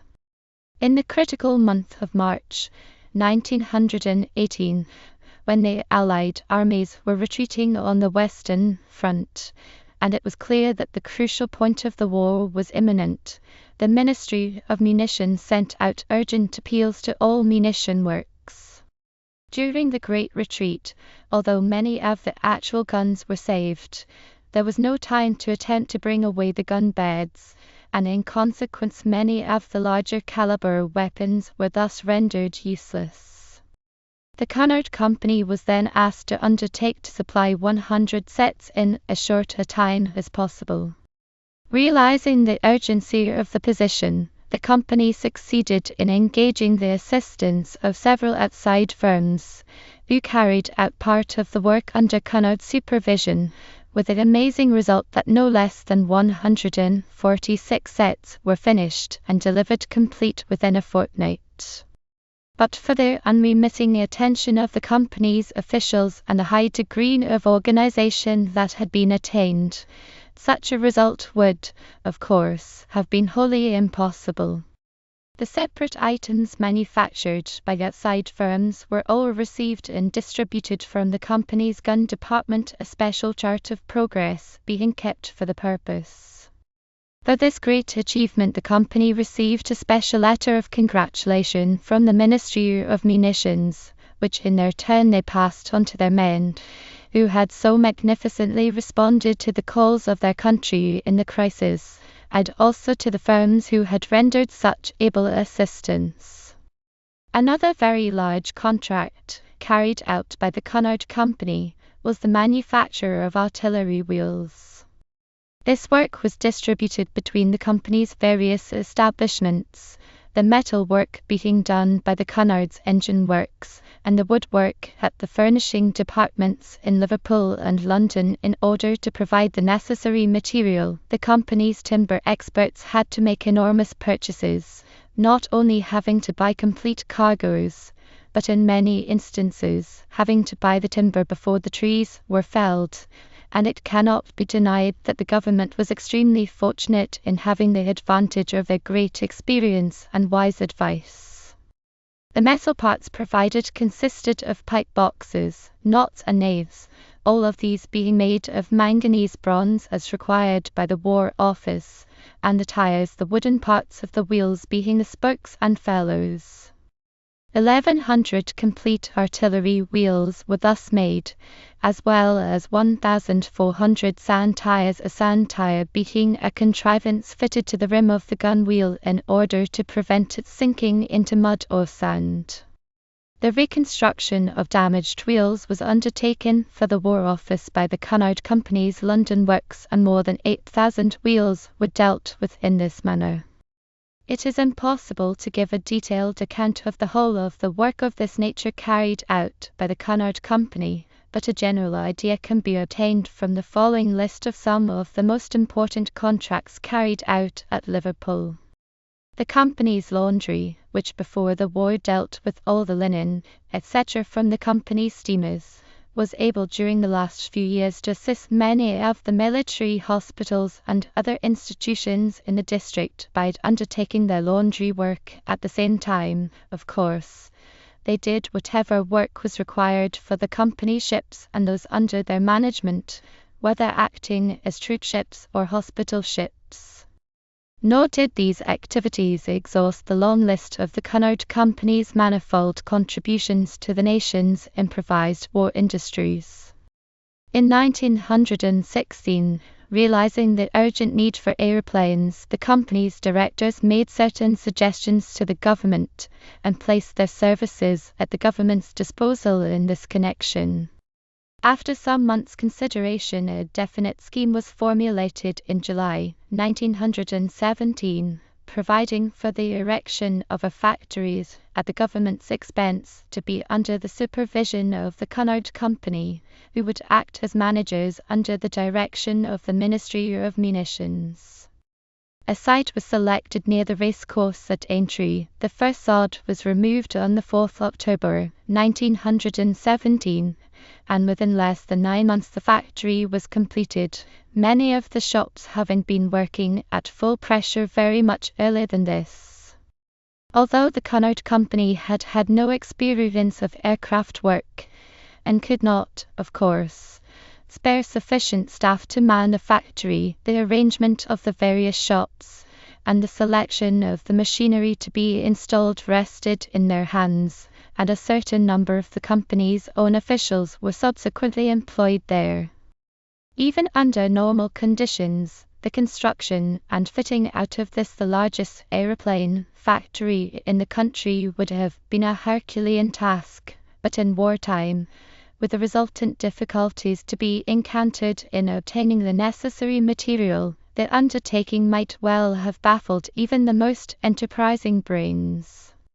That it was accomplished at all is, perhaps the best proof of the enormous reserve of initiative and capability that had been accumulated by the company during the long years of its previous expansion, and some idea of what was achieved can perhaps be more easily obtained when it is remembered that the largest shop measured not less than 700 by 500 feet, and that there were several other shops, each of which were about half the size, that for the necessary electrical power a cable had to be laid for a distance of 6 miles from the Lister Drive generating station, that the local water and gas supply being totally inadequate, a supply well had to be sunk to a depth of 370 feet, thus providing the factory's own water supply, that a special gas main had to be laid for a considerable distance, that a new siding from the Lancashire and Yorkshire Railway had to be constructed, the line running right into the factory's grounds, that the machinery and equipment had to be assembled not only from every part of the United Kingdom,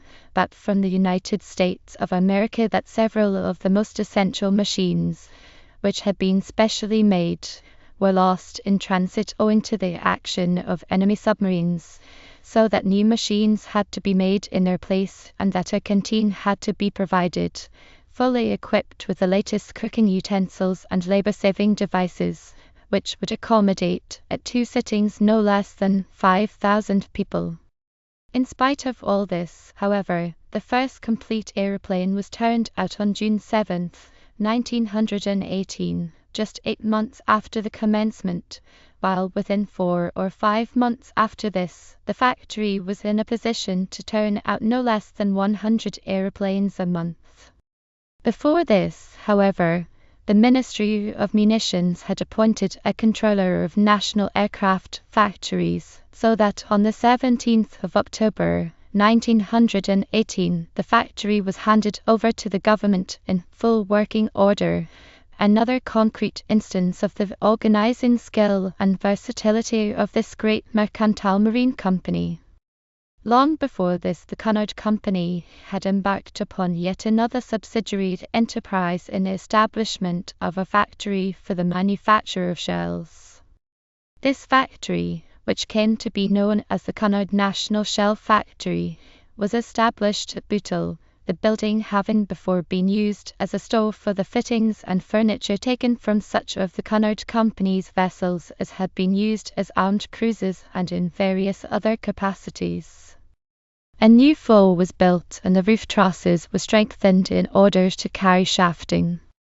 Most of the lathes and other machine tools installed in the factory were of the type suitable for marine work, and therefore special fittings were necessary in order to convert them into lathes suitable for the production of 4-in, 5-in, 6-in, and 8-in shells, and these special fittings were designed and made by the Cunard staff engineers.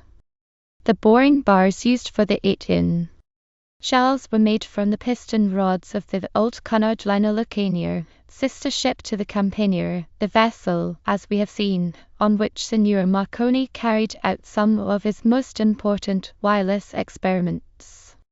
The ingenuity displayed in this won a tribute of admiration from all the engineering experts who were brought in touch with it, and the proof of their success is to be found in the fact that the shells, ranging up to 6-in and 8-in diameter, were entirely completed by female labor.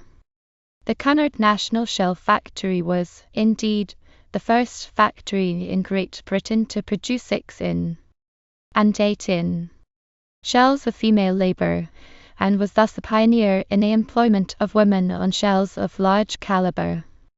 In order that the women might be able to handle these heavy shells, great attention had, of course, to be paid to the lifting appliances, and it may, perhaps, here be mentioned that one of the women operators worked throughout the whole period from October 1915 to November 1918 without the loss of a single minute of time, probably creating a record.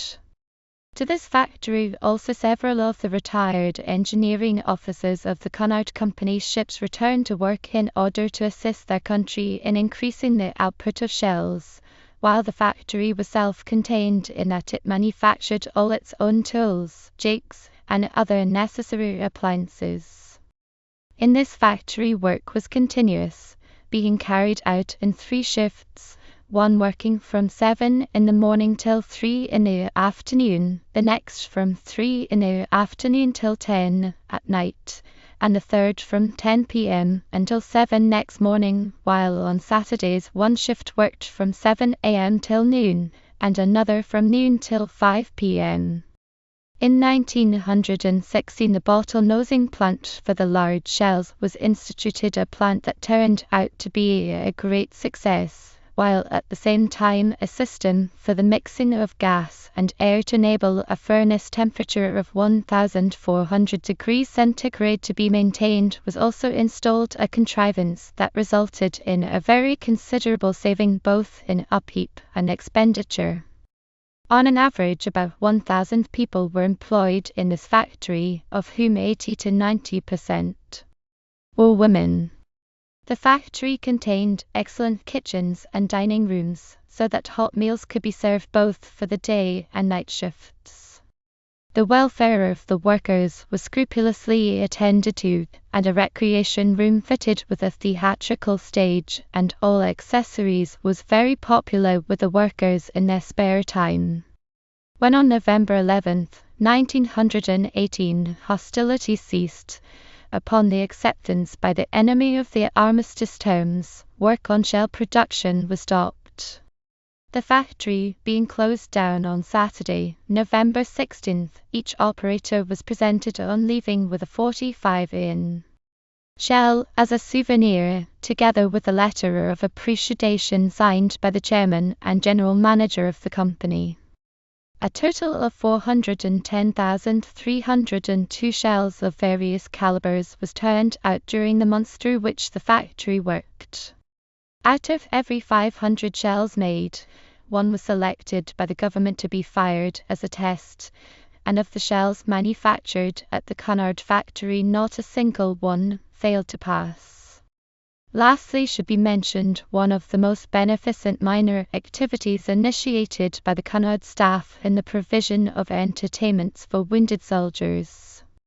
It was in 1916, after the company moved into their great new building, that the staff first approached the management with a view to obtaining permission to hold a concert for wounded soldiers in one of the newer and spacious rooms.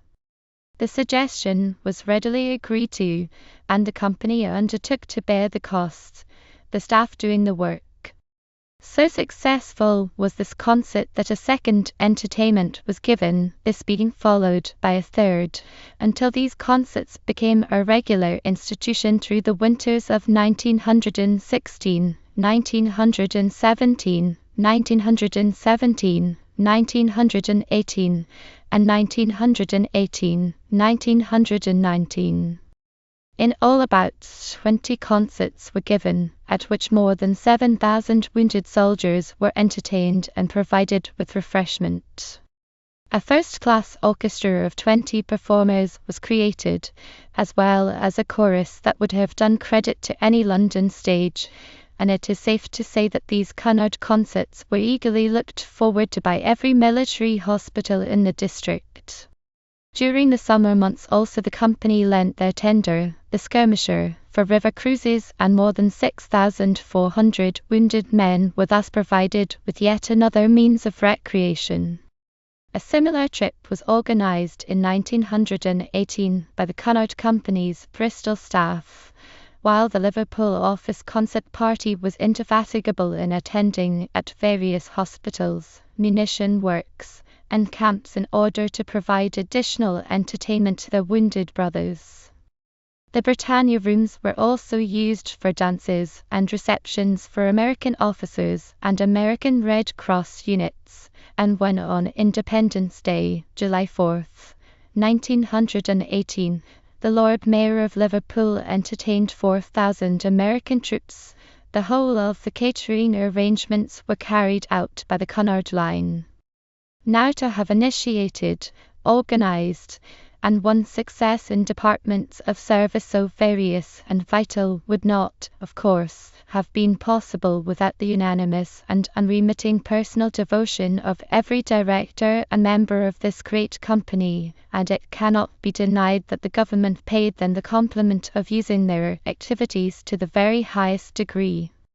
The chairman, Sir Alfred Booth, in addition to the enormous responsibilities resting upon him in virtue of his executive position, acted also as chairman of the North Atlantic Committee, appointed under the Liner Requisitioning Scheme, while he also served on several royal commissions dealing with questions of urgent national importance in relation to reconstruction and other post-war problems, and, at the same time, he had many calls upon him owing to his connection with the Employers' Federation, the War Risks, and Liverpool Steamship Owners' Associations. The deputy chairman, Sir Thomas Roydon, acted as Deputy Shipping Controller, where his wide experience of shipping affairs was invaluable, Sir Thomas being frequently entrusted with foreign missions requiring the greatest tact and ability. Early in the war he went to Madras in order to organize the transport arrangements in connection with the Gallipoli campaign, and at a later date he was in Washington discussing the international shipping problems that arose when the United States cast her lot with the Allies. He'd organized the shipment of American and colonial troops to the various theaters of war, and was selected to represent the shipping controller on the peace conference. Sir Percy Bates, Sir Aubrey Brocklebank, and Mr. Walter Tyser all occupied administrative positions at the Ministry of Shipping, and Mr. A. The F. Henderson was selected to represent the ministry at one of the chief Mediterranean ports. Sir Ashley Sparks, one of the company's directors, and its New York agent, was appointed direct representative of the Ministry of Shipping at Washington soon after the United States came into the war, and was made a Knight Commander of the Order of the British Empire in January 1919, in recognition of his great services. No less responsible and intricate were the duties devolving upon the General Manager, Mr. A. D. Means, and the other managers, Mr. S. J. Lister and Mr. F. Litchfield. Mr. Means being elected to a seat on the board of directors in 1918. Many of the company's officials and technical experts were frequently called upon to render assistance to various government departments, and it is deeply to be regretted that the Cunard Company's loved and respected Marine Superintendent, Captain G. H. Dodd, lost his life at sea through a torpedo attack whilst on an important government mission. We have already referred to the mobilization on the outbreak of war of a very large proportion of the company's navigating officers, and it is estimated that at least 1,500 sailors, firemen, and stewards joined the colours, of whom 88 were killed or drowned. Nor was the clerical staff behind them in its eagerness to serve the country in a combatant capacity.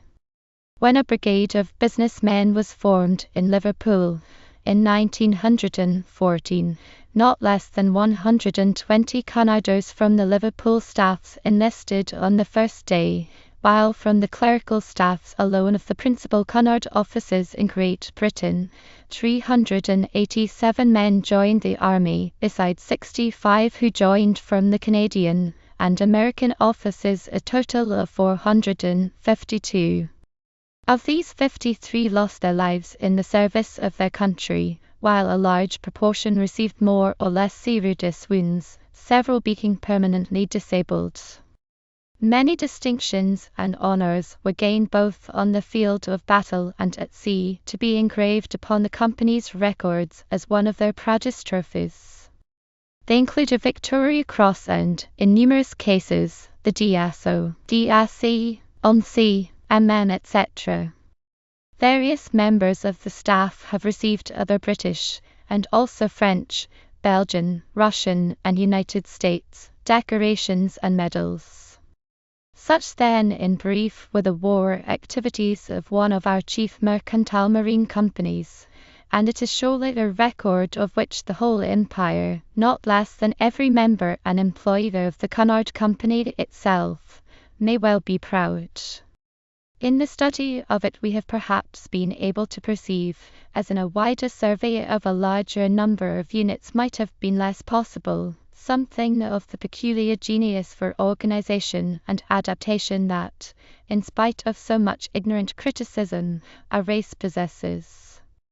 It is at any rate an indication that the sea instinct that has been our inheritance for so many centuries is as strong today as ever, and a happy augury for the future of a country whose very breath of life depends upon its maintenance of admiralty in the wider sense of the word. Those Foreman and Sons, Printers, Nottingham, Liverpool, London.